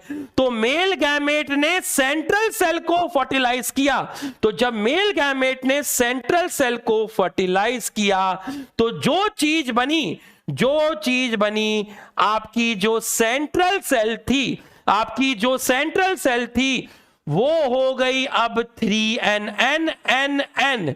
तो कितना n हो गया? 3n हो गया। और इस सेंट्रल सेल को बोलते हैं, इस सेंट्रल सेल को बोलते हैं, इस सेंट्रल सेल को बोलते हैं primary endosperm cell, primary endosperm cell. और इस न्यूक्लियस को बोलते हैं primary endosperm nucleus, primary endosperm nucleus. तो बच्चों फिर से समझिएगा, एक मेल गैमेट ने सेंट्रल सेल को फर्टिलाइज किया। ये हैप्लॉइड है, सेंट्रल सेल में ये न्यूक्लियस एन है, ये न्यूक्लियस एन है। जब फर्टिलाइज हुआ तो सेंट्रल सेल बिकम, इसको शॉर्ट में बोलते हैं पीईसी और इसको बोलते हैं पीईएन, PEN। तो after fertilization central cell becomes primary endosperm cell. After fertilization central cell become primary endosperm cell, central cell becomes primary endosperm cell, central cell become primary endosperm cell and its nucleus become primary endosperm nucleus, its nucleus become primary endosperm nucleus. और इस process को बोलते हैं इस process को बोलते हैं triple fusion. एक मेल गैमेट ने एक सेंट्रल सेल को फर्टिलाइज किया, उसमें दो पोलर न्यूक्लियस थे, यहां एक न्यूक्लियस था, मिलकर हो गए तीन न्यूक्लियस। तो प्राइमरी एंडोस्पर्म न्यूक्लियस जो होता है वो कैसा होता है? वो 3n होता है। प्राइमरी एंडोस्पर्म सेल कैसी होती है? वो 3n होती है। फर्टिलाइजेशन के बाद सेंट्रल सेल को बोलते हैं प्राइमरी एंडोस्पर्म सेल। फर्टिलाइजेशन के बाद सेंट्रल सेल को बोलते हैं प्राइमरी एंडोस्पर्म सेल और इसके न्यूक्लियस को बोलते हैं प्राइमरी एंडोस्पर्म न्यूक्लियस। बताओ ट्रिपल फ्यूजन में कितने न्यूक्लियस इन्वॉल्व हुए? ट्रिपल फ्यूजन में कितने न्यूक्लियस इन्वॉल्व हुए? बताओ कितने न्यूक्लियस इन्वॉल्व हुए? ट्रिपल फ्यूजन में कितने न्यूक्लियस इन्वॉल्व हुए? बताओ मुझे कितने न्यूक्लियस इन्वॉल्व हुए? मुझे बताओ कितने न्यूक्लियस इन्वॉल्व हुए ट्रिपल फ्यूजन में?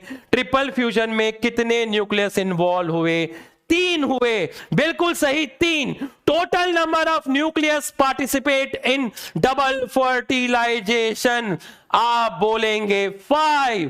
फर्टिलाइजेशन 2 बार हुआ, फर्टिलाइजेशन 2 बार हुआ, एक बार सिंगेमी हुआ, एक बार ट्रिपल फ्यूजन हुआ। फर्टिलाइजेशन 2 बार हुआ, एक मेल गैमेट ने एक एग को फर्टिलाइज किया, जाइगोट बना। इस प्रोसेस को सिंगेमी बोलते हैं और इसके अंदर 2 न्यूक्लियस पार्टिसिपेट करते हैं, एक मेल गैमेट का, एक फीमेल गैमेट का। दूसरे मेल गैमेट ने ये जो बड़ी वाली सेल है, सेंट्रल सेल है, इसको फर्टिलाइज किया। इसमें 2 न्यूक्लियस थे, दोनों एन थे। फर्टिलाइजेशन के बाद सेंट्रल सेल का नया नाम primary endosperm cell, central cell का नया नाम प्राइमरी एंडोस्पर्म सेल और इसके न्यूक्लियस का नया नाम प्राइमरी एंडोस्पर्म न्यूक्लियस। 3n यहां पर 3 न्यूक्लियस, यहां 2 न्यूक्लियस, टोटल हो गया 5। 2 बार फर्टिलाइजेशन हुआ, एक बार सिंगेमी, एक बार ट्रिपल फ्यूजन। इसको बोलते हैं डबल फर्टिलाइजेशन। समझ में आया तो समझ में आया तो दिल बना दे रे, समझ में आया तो दिल बना दे रे। इसको बोलते हैं डबल फर्टिलाइजेशन। अरे बोला था ना डबल फर्टिलाइजेशन पढ़ाऊंगा तो अक्खा मोहल्ले को पता चलेगा कि भाई इज बैक। इसको बोलते हैं डबल फर्टिलाइजेशन, इसको बोलते हैं डबल फर्टिलाइजेशन, इसको बोलते हैं डबल फर्टिलाइजेशन। समझ में आया तो दिल बना दे जल्दी से।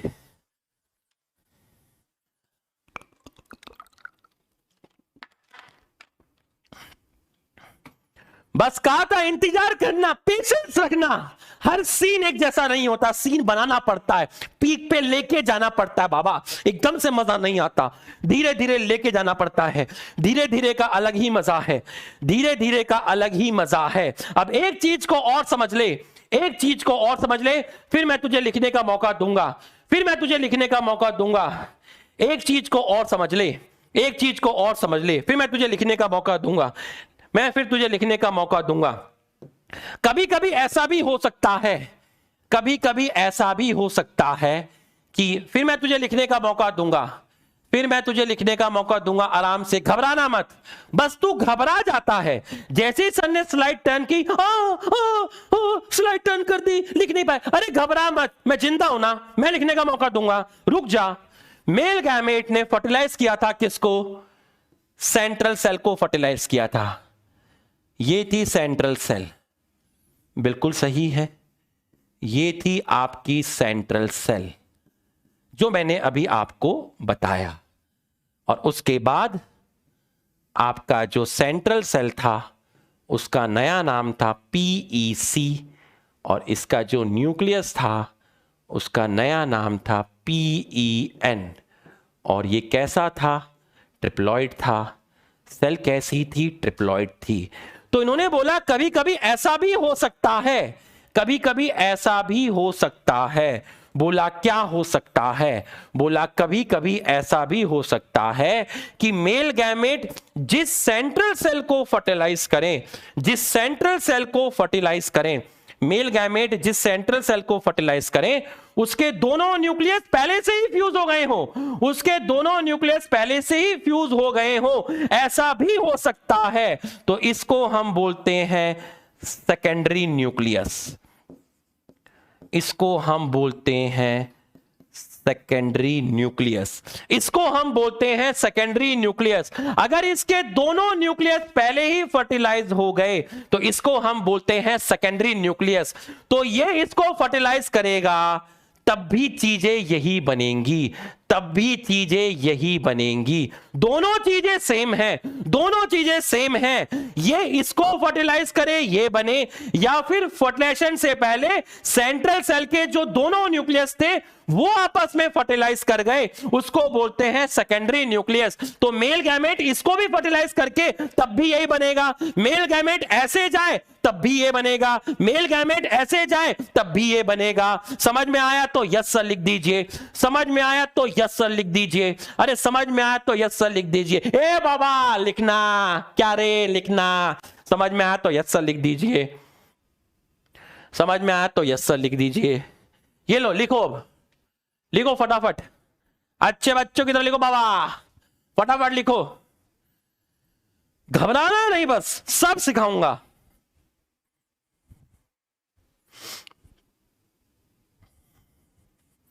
बस तुम मेरी रिस्पेक्ट करना, मैं तुम्हारी रिस्पेक्ट करूंगा, बस।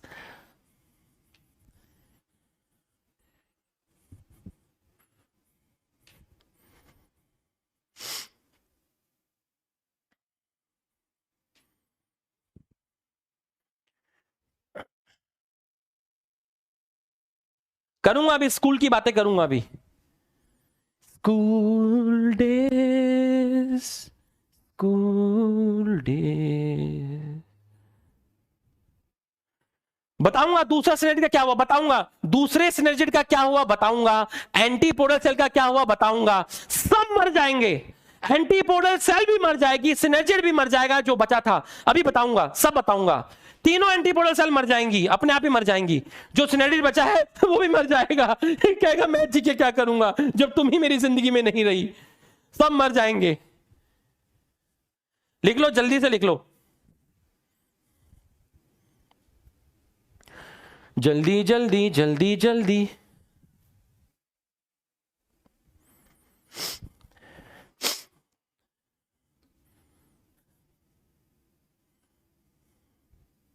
नेक्स्ट वीक में चैप्टर खत्म हो जाएगा क्वालिटी के साथ।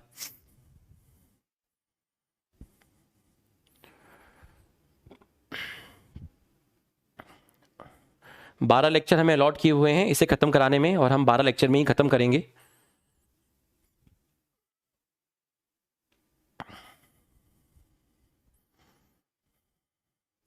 फिर मैं आपको जब इसका 200 क्वेश्चन का डिस्कशन दूंगा ना, खतरनाक वाला, आपकी आत्मा तृप्त हो जाएगी। फिर हम पूरी एनर्जी लगाएंगे जेनेटिक्स पे। Done done. ये लो, इसको भी लिखो, इसको भी लिखो। यही जायगोट है जो आगे जाके बनाएगा एम्ब्रियो, यही जायगोट है जिससे आगे जाके बनेगा एम्ब्रियो, इसी से आगे जाके बनेगा एम्ब्रियो। फटाफट लिख लीजिए, फटाफट लिख लीजिए, फटाफट लिख लीजिए। और ये सेल बनाएगी एंडोस्पर्म। अब वो सब बात की बातें हैं, अभी मैं उस पर नहीं जाना चाहता, वो सब बात की बातें हैं।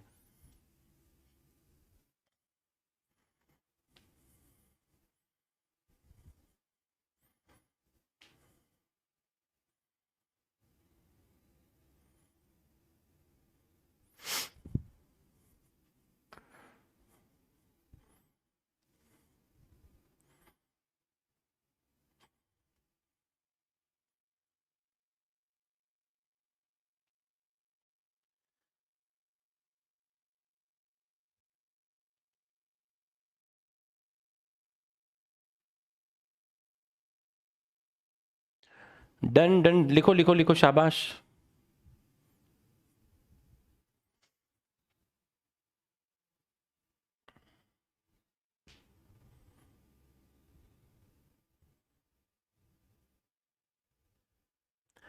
मॉड्यूल के क्वेश्चंस में जो पीवाईक्यू क्वेश्चंस हैं वो सॉल्व करना, वो तो मैं ऑलरेडी वैसे भी डिस्कशन में सब सॉल्व करा दूंगा। और जो भी मॉड्यूल के अच्छे क्वेश्चन होंगे, जो डिफिकल्ट क्वेश्चन होंगे, उसको मैं खुद डिस्कशन में डाल दूंगा, तो आपको दिक्कत नहीं आएगी। मॉड्यूल से सिर्फ पीवाईक्यू क्वेश्चन ही करना।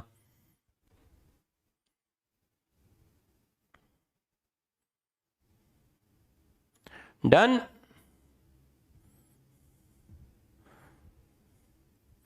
वैसे अभी छोटे बाल में भी हम अच्छे लग रहे हैं, बड़े बाल में थोड़ा राउडी लगते थे, राउडी लुक आता था, छोटे में थोड़ा मतलब अब अपने मुंह से अपनी तारीफ अच्छी नहीं लगती ना। थोड़ा डिसेंट लग रहे हैं छोटे लुक में ना, थोड़ा एक प्रोफेशनल टाइप से, एक टीचर टाइप से, डिसेंट टाइप से लग रहे हैं थोड़े। Yes, done.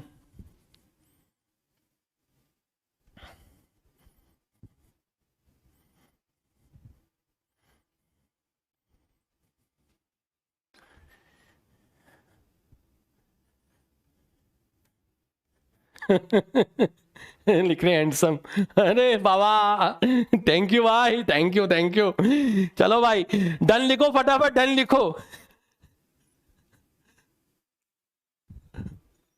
सालो, चलो भाई डन डन लिखो जल्दी से, डन।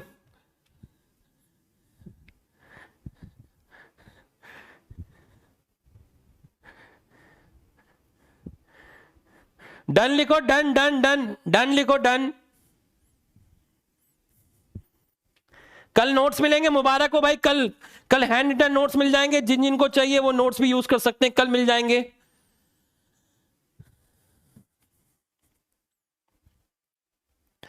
Done done done. इसको भी लिख लो, ये तो लिख ही लिया है। नीचे वाला पार्ट लिख लो, नीचे वाला पार्ट फटाफट लिख लो, फटाफट जल्दी से, फटाफट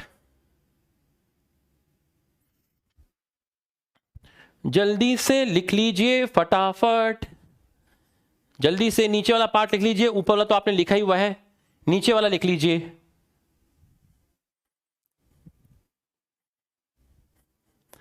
अभी जब ये चैप्टर खत्म होगा ना, मैं पूरा एक चार्ट बना के दूंगा कि कौन n है, कौन 2n है, कौन 3n है। एक जगह पे सारा लिख के बताऊंगा, सारा एक जगह पे दूंगा, क्योंकि अभी सीड वीड नहीं पढ़ा है ना हम लोगों ने, इसलिए मैं एक जगह पे चार्ट नहीं बनाया। जैसे सीड हो जाएगा तो मैं पूरा चार्ट बना के दूंगा कि ये सारे स्ट्रक्चर n है, ये सारे स्ट्रक्चर 2n है, ये स्ट्रक्चर 3n है। ठीक है। Double fertilization is unique to, बताओ क्या आंसर जाएगा, ए या बी? क्या आंसर जाएगा, ए या B? Double fertilization is unique to, क्या आंसर जाएगा, ए या बी? जो आपका सिनर्जिड बचा था, वन ऑफ दी सिनर्जिड आपका बचा था, one of the synergid and 3 antipodal cell, ये आपकी बची थी 3 एंटीपोडल सेल। हाँ भाई आंसर बताओ, ए बिल्कुल सही, बिल्कुल सही। एंजियोस्पर्म, जिम्नोस्पर्म में डबल फर्टिलाइजेशन नहीं होता। One of the synergid and 3 antipodal cell, ये सब मर जाएंगी, ये सब डीजनरेट हो जाएंगी। बिल्कुल सही। तो अब एम्ब्रियो सैक में बचा क्या, एम्ब्रियो सैक में बचा क्या? अगर ये आपका एम्ब्रियो सैक है तो इस एम्ब्रियो सैक में बचा क्या, इस एम्ब्रियो सैक में बचा क्या? तो आप देखिए यहां पर ये जो स्ट्रक्चर है आपका फर्टिलाइज हुआ, ये एग को फर्टिलाइज हुआ, तो ये जो स्ट्रक्चर है आपका, इस स्ट्रक्चर को मैं बोल रहा हूं जाइगोट, इसको मैं बोल रहा हूं जाइगोट। और इस जाइगोट के अंदर ये है आपका जाइगोट, इसको मैं बोल रहा हूं जाइगोट। और इसके अंदर जो आपको सेल दिख रही है, इसके अंदर जो आपको सेल दिख रही है, ये वाली जो इसके अंदर आपको ये जो सेल दिख रही है, बताओ इस सेल का नाम क्या है? इस सेल का नाम क्या है? इस सेल का नाम है प्राइमरी एंडोस्पर्म सेल। और इसका ये जो न्यूक्लियस है, इस न्यूक्लियस का नाम है प्राइमरी एंडोस्पर्म न्यूक्लियस। तो ये चीज आपकी बची है, बाकी सब डीजनरेट हो गए। तो इस एम्ब्रियो सैक में आपका पीईसी है, उसके अंदर जो न्यूक्लियस है वो पीईएन है, और ये आपका जाइगोट है, ये आपका जाइगोट है। तो आने वाले टाइम में आगे चल के जाइगोट क्या बनाएगा? एम्ब्रियो बनाएगा। और प्राइमरी एंडोस्पर्म सेल आगे जाके बनाएगी एंडोस्पर्म, आगे जाके बनाएगी एंडोस्पर्म। और एंडोस्पर्म खाना होता है, फूड होता है, और इस खाने को खाएगा आपका डेवलपिंग एम्ब्रियो। तो जो बच्चा बन रहा होगा, जो बेबी बड़ा हो रहा होगा, वो डेवलपिंग एम्ब्रियो को खाना चाहिए। वो खाने को एंडोस्पर्म बोलते हैं। एंडोस्पर्म कौन सी सेल बनाएगी? प्राइमरी एंडोस्पर्म सेल बनाएगी। प्राइमरी एंडोस्पर्म सेल बनाएगी। प्राइमरी एंडोस्पर्म सेल बनाएगी। और ये सब किसके अंदर है? ओव्यूल के अंदर है। अब ओव्यूल का नया नाम, अब ओव्यूल का नया नाम, ओव्यूल का नया नाम, ओव्यूल का नया नाम है सीड। ओव्यूल किसमें कन्वर्ट हो जाएगा? सीड में कन्वर्ट हो जाएगा। और ये जो ओवरी है, ये जो ओवरी है, ओवरी किसमें कन्वर्ट हो जाएगी? ओवरी आगे जाके कन्वर्ट हो जाएगी किसमें? फ्रूट में कन्वर्ट हो जाएगी। ये हम पढ़ेंगे। ओवरी किसमें कन्वर्ट हुई? फ्रूट में। ओव्यूल किसमें कन्वर्ट हुआ? सीड में। एम्ब्रियो सैक के अंदर कौन सी सेल प्रेजेंट है? Primary endosperm cell. और एम्ब्रियो सैक के अंदर क्या प्रेजेंट है? जायगोट। ये जायगोट आगे जाके एम्ब्रियो बना लेगा। प्राइमरी एंडोस्पर्म सेल आगे जाके एंडोस्पर्म बना लेगी। ओव्यूल सीड में कन्वर्ट हो जाएगा। ओव्यूल सीड में कन्वर्ट हो जाएगा। ओवरी फ्रूट में कन्वर्ट हो जाएगी। यहां तक समझ में आया तो यस सर लिखिए। यहां तक समझ में आया तो यस सर लिखिए। यहां तक। इसको मैं और अच्छे से तब बताऊंगा जब आप सीड पढ़ लोगे।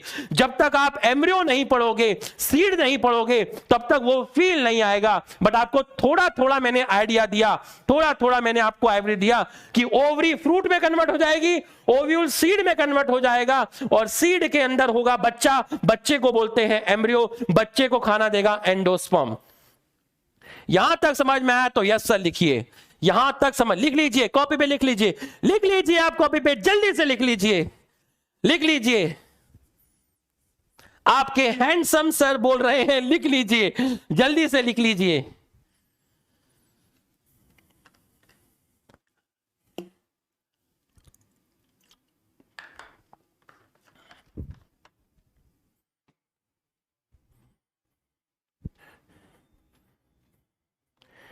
$527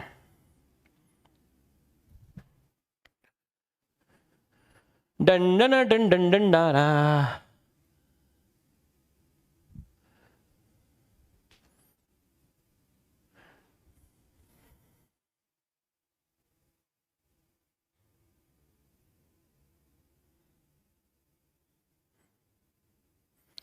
लिखो फटाफट, थोड़ा सही है। ये दोबारा मत बना देना, ये भटूरा, ये भटूरा दोबारा मत बना देना। Done done done.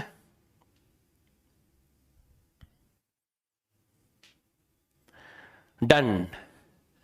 In vitro pollen germination, in vitro pollen germination, ध्यान से समझिएगा, इजी है। पॉलन ग्रेन फ्रॉम फ्लावर, किस फ्लावर से लेकर आया मैं? पी प्लांट के फ्लावर ले आया, या मैं चीक पी के ले आया, जिसको आप काबुली चना बोलते हो, ठीक है, या मैं विनका प्लांट का ले आया, या मैं क्रोटोलेरिया प्लांट की पॉलन ग्रेन ले आया, या फिर मैं बाल्सम प्लांट की पॉलन ग्रेन ले आया। इनकी पॉलन ग्रेन, मैंने किसी की भी पॉलन ग्रेन ली और इनकी पॉलन ग्रेन को मैंने एक ग्लास स्लाइड पे रख दिया। ये है आपका ग्लास स्लाइड। इस ग्लास स्लाइड पर मैंने इनकी पॉलन ग्रेन को रख दिया। ये रही पॉलन ग्रेन, ये है आपकी पॉलन ग्रेन। इनमें से मैंने किसी भी प्लांट की पॉलन ग्रेन को रख दिया, और यहां पर मैंने इस पॉलन ग्रेन के ऊपर डाल दिया 10% शुगर सॉल्यूशन, 10% शुगर सॉल्यूशन। तो आफ्टर 15 to 30 मिनट्स, करीब 15 to 30 मिनट्स या 20 से 30 मिनट्स, या मैं कहूं आफ्टर 30 मिनट, 30 मिनट के बाद आपको इस पॉलन ग्रेन में से, आपको इस पॉलन ग्रेन में से आपको इस पॉलन ग्रेन में से पॉलन ट्यूब निकलती हुई दिखेगी। आपको इसमें से pollen tube arise from pollen grain, arise from pollen grain. ये है in vitro pollen germination. In vitro का मतलब होता है जो काम लैब में किए जाते हैं। आर्टिफिशियली जो काम लैब में किए जाते हैं, आपके द्वारा यह काम किया गया। यह काम कहीं गार्डन में नेचुरली नहीं हुआ। यह आप पॉलन ग्रेन लेकर आए, आपने ग्लास स्लाइड पे रखा, आपने शुगर सॉल्यूशन में डाला, तो आपकी वजह से ये चीजें हो रही हैं। आप लैब में परफॉर्म कर रहे हैं। लिख लो इसको, फटाक से लिख लीजिए, फटाक से लिख लीजिए, लिख लीजिए, फटाक से लिख लीजिए, जल्दी से लिख लीजिए, जल्दी से लिख लीजिए, फटाक से लिख लीजिए, फटाक से लिख लीजिए, फटाक से लिख लीजिए।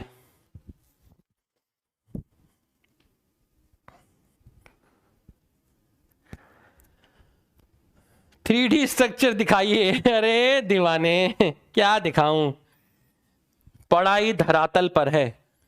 मेरे को 3D की जरूरत ही नहीं है, मैं बिना 3D के 4D समझा देता हूं दीवाने, मेरे को जरूरत नहीं है।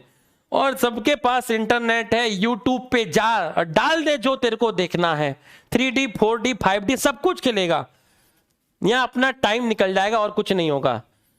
सिलेक्शन धरातल पे है, पढ़ाई जो है वो ग्रास रूट पर है, उसकी जगह कोई नहीं ले सकता।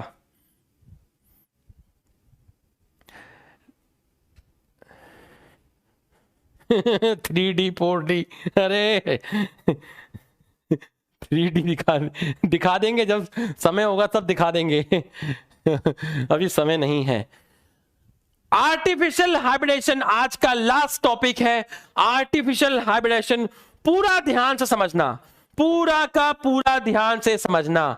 यहां पर एक आदमी बैठा है, ये देखिए एक आदमी बैठा है, कोई आदमी है यहां पर बैठा है, और उसके हाथ में बहुत सारी, उसके हाथ में बहुत सारी पॉलन ग्रेन है। एक आदमी यहां बैठा हुआ है और उसके हाथ में बहुत सारी पॉलन ग्रेन है। इसके बाद मैं तुम्हें थोड़ा गाइड करूंगा तुम्हें कैसे पढ़ना है। तो यहां पर देखिएगा 545 पर मैं तुम्हें गाइड करूंगा, 545 से 555 तक मैं तुम्हें गाइड करूंगा तुम्हें कैसे पढ़ना है। तो वो सिर्फ गाइडेंस होगी, उसमें पढ़ाई की बातें नहीं होंगी। कैसे तुम्हें स्कूल का मैनेज करना है, कैसे करना है, तो उसमें आप चाहे भाग भी सकते हैं, थोड़ी देर आपको रहना है रह सकते हैं, आप किचन में रोटी वोटी खा सकते हैं, माइक को ऑन कर देना। एक आदमी बैठा है जो पॉलन ग्रेन लेके बैठा हुआ है, इसके पास पॉलन ग्रेन है।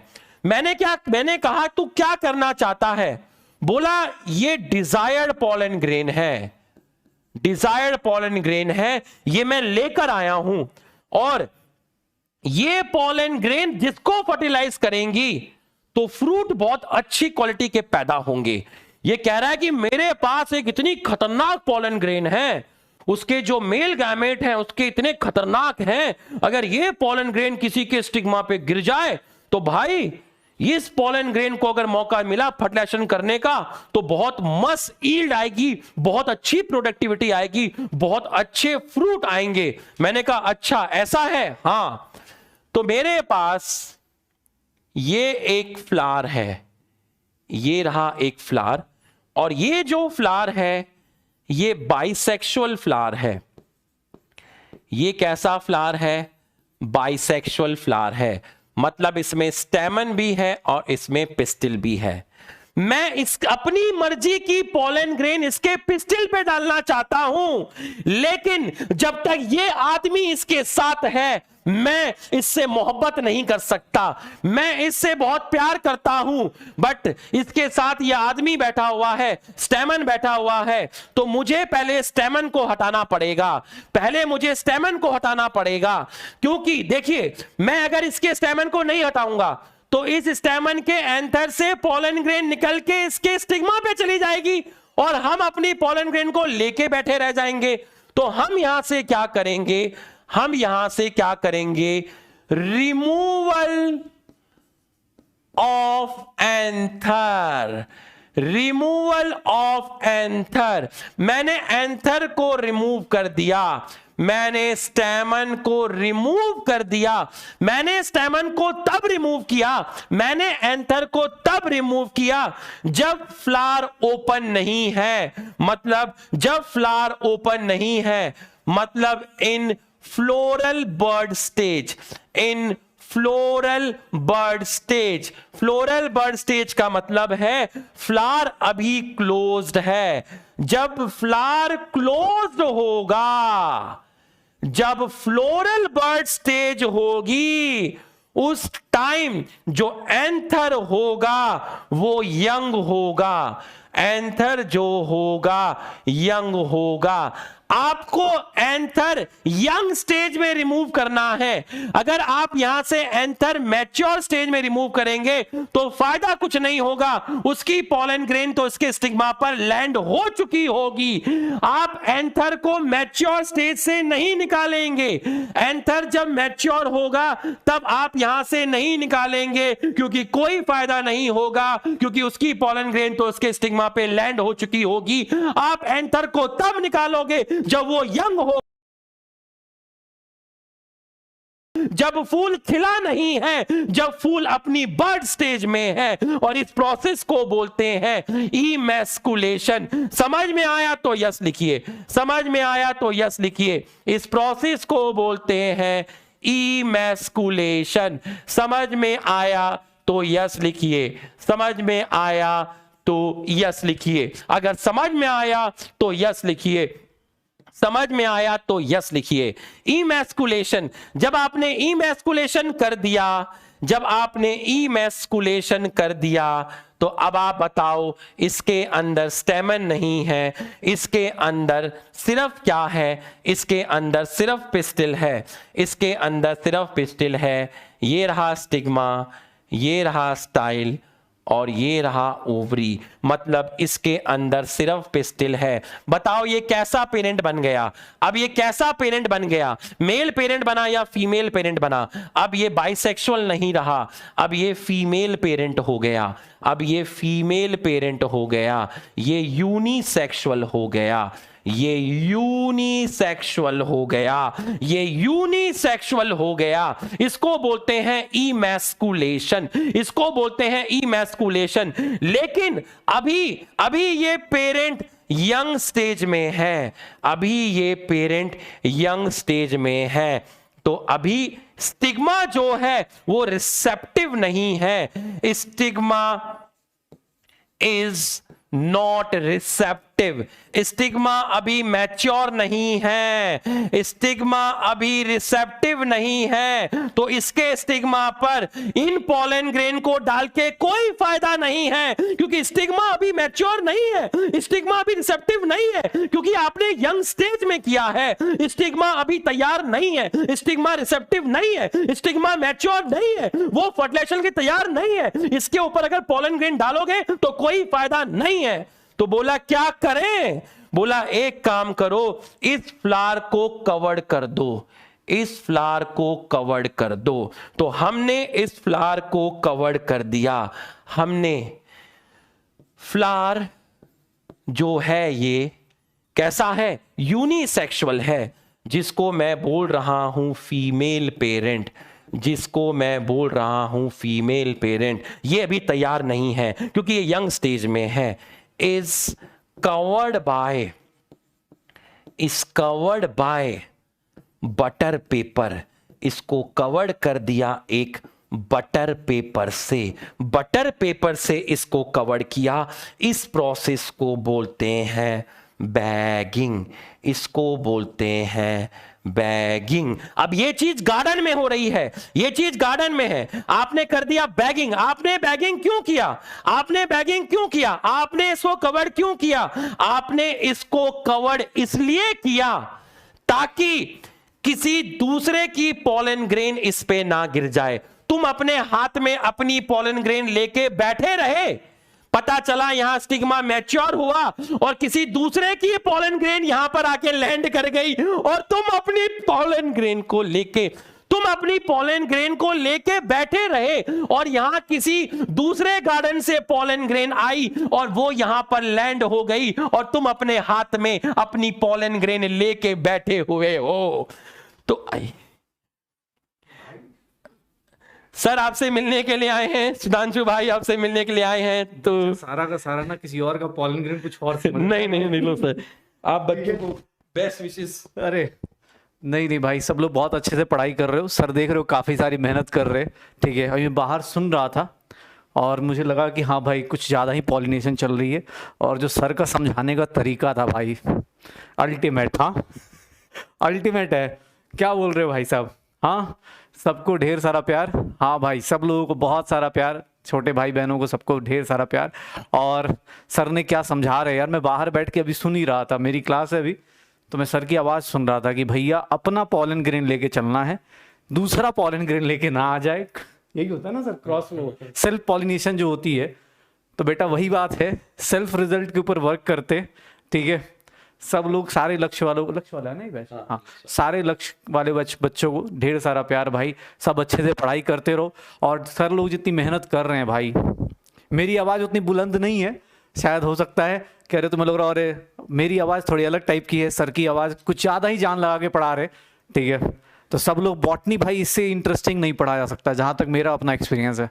जितना मैंने पढ़ा है उससे ज़्यादा इंटरेस्टिंग नहीं बनाया जा सकता, क्योंकि मैंने भी अपने टाइम पे पीसीएम ले रखा था, तो मुझे पता है। खासकर मतलब ये सब होता है ना, आदमी रिप्रोडक्शन टॉपिक अच्छा लगता है लेकिन किसी और चीज़ का, यहाँ प्लांट वाला तो क्या ही आदमी। चलो कोई दिक्कत नहीं, पढ़ाई करते रहो अच्छे से सब लोग। क्या बात है यार, चल रहा है। हाँ बढ़िया। अगले साल यार अपने को रिजल्ट देना है, ठीक है ना। अगले साल सबके सब मिलके एक साथ रिजल्ट देना शुरू करेंगे, ठीक है। लक्ष्य वालों से खासकर उम्मीद है, क्योंकि तुम 11th-12th करके आओगे और जो करंट सेशन में होता है ना, बहुत शानदार रिजल्ट बनता है यार। इंडिया की सबसे बेस्ट टीम खड़ी है यहाँ पे, इंडिया के सबसे बेस्ट टीचर्स तुम्हें पढ़ा रहे हैं, ठीक है ना। कोटा के टीचर्स जिनके लिए तुम्हें पढ़ने के लिए होता है ना, कोटा आना पड़ रहा है, वो तुम्हारे मोबाइल पे आके पढ़ा रहे, तो बेटर है कि यार आग लगा दो। हाँ सर की क्लास में मैंने देखा है, आग लगते हुए बहुत देखा है मैंने। क्या सर बोलते क्या हो आप, एक बार बोलो तो सही, क्या करते आप बच्चे, आग कैसे लगाते हैं? अरे दीवानो चलो जल्दी से दिल बना दो। सर ने आपको ब्लेसिंग दी, आशीर्वाद दिया, आपको गाइड किया कैसे कैसे करना है। तो चलो अब सर के सम्मान में फटाफट दिल बना दो, फटाफट सारे। ए दीवाने बना दे रे। अल्टीमेट 30 सेकंड लेट चलता है ना। अल्टीमेट भाई, अल्टीमेट यार, ठीक है। हाँ भाई बहुत बहुत ढेर सारा प्यार, ठीक है ना। पढ़ाई करते रहिए, जुड़ते रहिए, टीचर्स के साथ एंजॉय कीजिए, पढ़ाई एंजॉय करो, ये प्रोसेस एंजॉय करो, ओके। ये प्रोसेस एंजॉय करो, क्योंकि ये लाइफ में ना ये टाइम नहीं मिलने वाला दोबारा, ठीक है। बेटर है 12th के साथ ही नीट करते हैं। और यार सबसे बेस्ट टीम आपके सामने खड़ी है, तो अब सिलेक्शन से कोई रोक नहीं सकता तुम्हें, okay.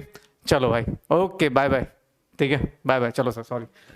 Thank you sir, thank you. अब आग लगानी है बेटा, पूरा सिलेक्शन देना है सर का पूरा। देखो आशीर्वाद मिल गया आप लोगों को। आप बस 2 मिनट का रह गया, जल्दी से आ जाओ। वो अपने हाथ में पोलन ग्रेन लेके बैठा हुआ है, जल्दी से आ जाओ। बस होने वाला है, होने वाला है, होने वाला है। बस 5:42 हो गए, 2 मिनट में, बस 2 मिनट में, 2 मिनट में, बस 2 मिनट में हो गया, हो गया। कहां पे था मैं? Female parent is covered by butter paper, जिसको बोलते हैं बैगिंग। तो बैगिंग इसलिए जरूरी है क्योंकि भैया फीमेल अभी तैयार है नहीं और तुम फीमेल को खुला छोड़ दोगे, पता चला किसी दूसरे की पोलन ग्रेन खेल करके चली गई, तो फीमेल को प्रोटेक्ट करना है दुश्मन से। इस फीमेल को प्रोटेक्ट करना है दुश्मन से। तो to prevent contamination, to prevent contamination from unwanted pollen, ऐसा ना हो कि किसी दूसरे के गार्डन से पोलन ग्रेन आई और इसको फर्टिलाइज कर गई और तुम लेके बैठे रह गए अपनी पोलन ग्रेन। तो आपने बैगिंग कर दी ताकि किसी दूसरे की पोलन ग्रेन इस पे लैंड ना हो। तब जब फीमेल में रिसेप्टिविटी आए, पता चला फीमेल में रिसेप्टिविटी आ गई और फीमेल खुले में बैठी हुई है। अब जब फीमेल में रिसेप्टिविटी आएगी तो आप यहां से बैग को रिमूव करोगे। अब आप यहां से बैग को रिमूव करोगे। अब यहां से बैगिंग आपने की। अब क्या हुआ? Female attain maturity, female attain maturity और रिसेप्टिविटी, फीमेल मैच्योर हो गई। जब फीमेल मैच्योर हो गई तो आप बैग को रिमूव करोगे, बैग को रिमूव करोगे और उसके बाद इसके स्टिग्मा पर पॉलन ग्रेन डाल दोगे।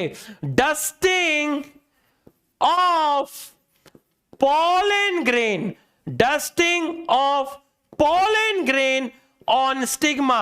आपने इसके स्टिग्मा पर पॉलन ग्रेन डाल दिया और दोबारा से बैगिंग कर दी, दोबारा से बैगिंग कर दी। कहीं किसी दूसरे की पॉलन ग्रेन ना आ जाए, कहीं किसी दूसरे की पॉलन ग्रेन ना आ जाए।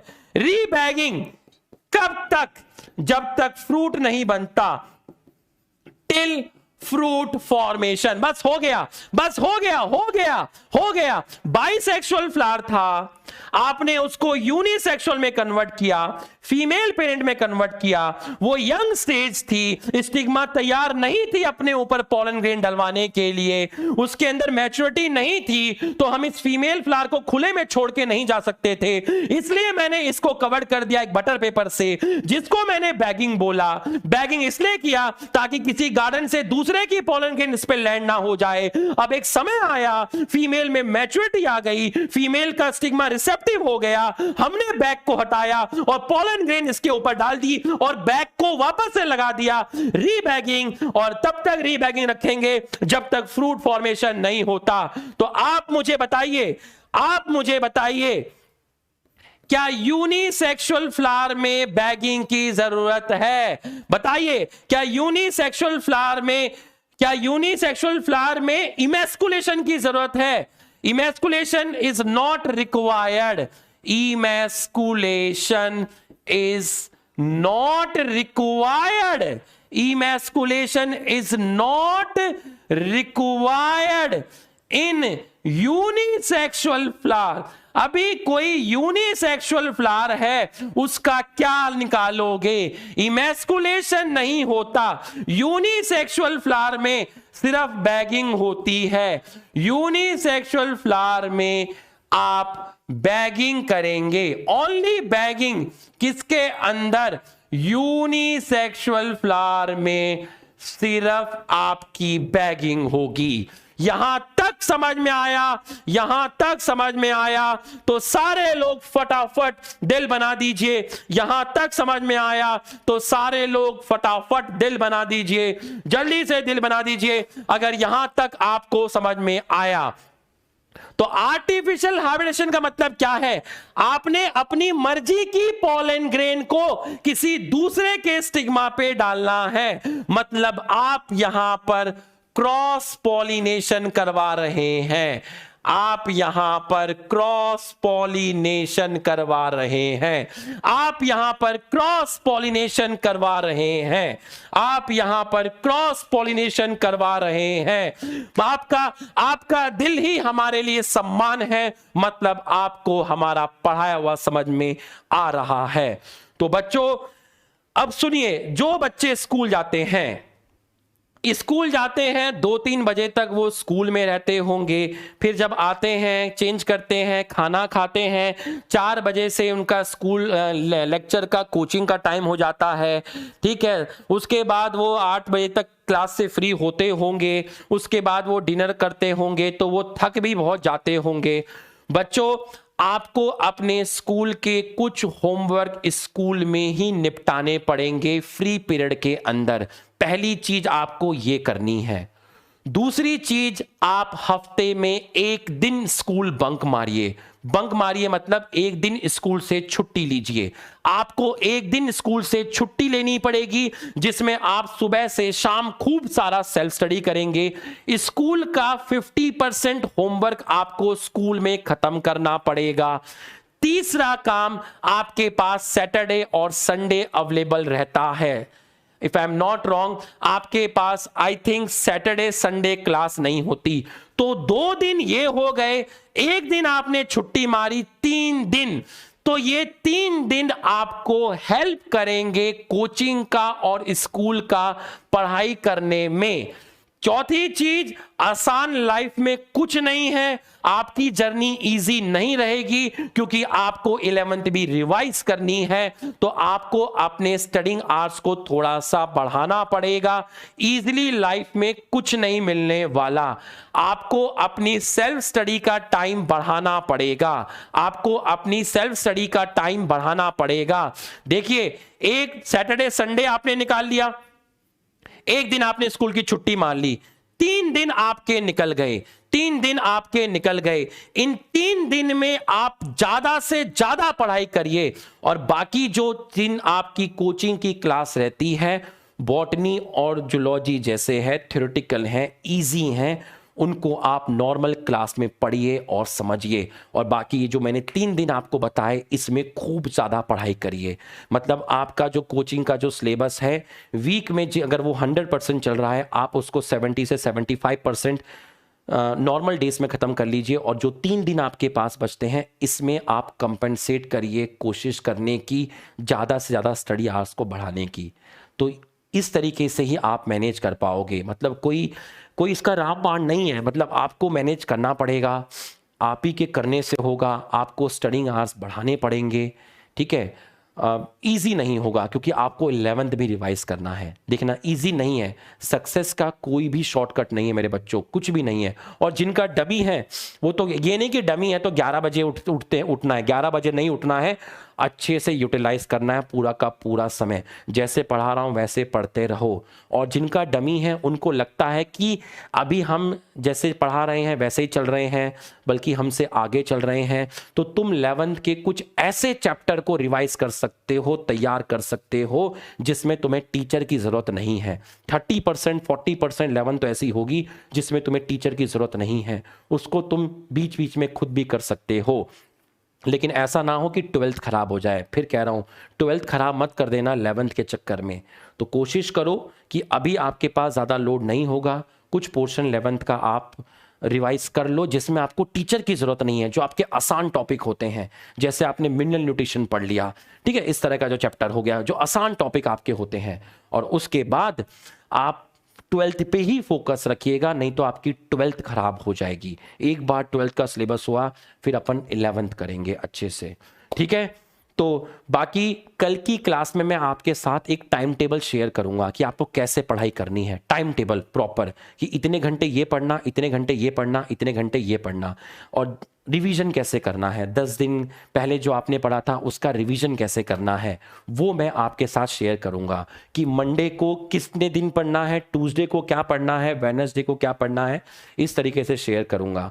तो ठीक है, कल आपको नोट्स भी मिल जाएंगे, आपका ज्यादा वक्त नहीं लेंगे, ठीक है। मस्त होके बैठना, चौड़े होके बैठना, स्ट्रेस फ्री होके बैठना। सर दोबारा कल फिर आएंगे, ख्याल रखना। Thank you.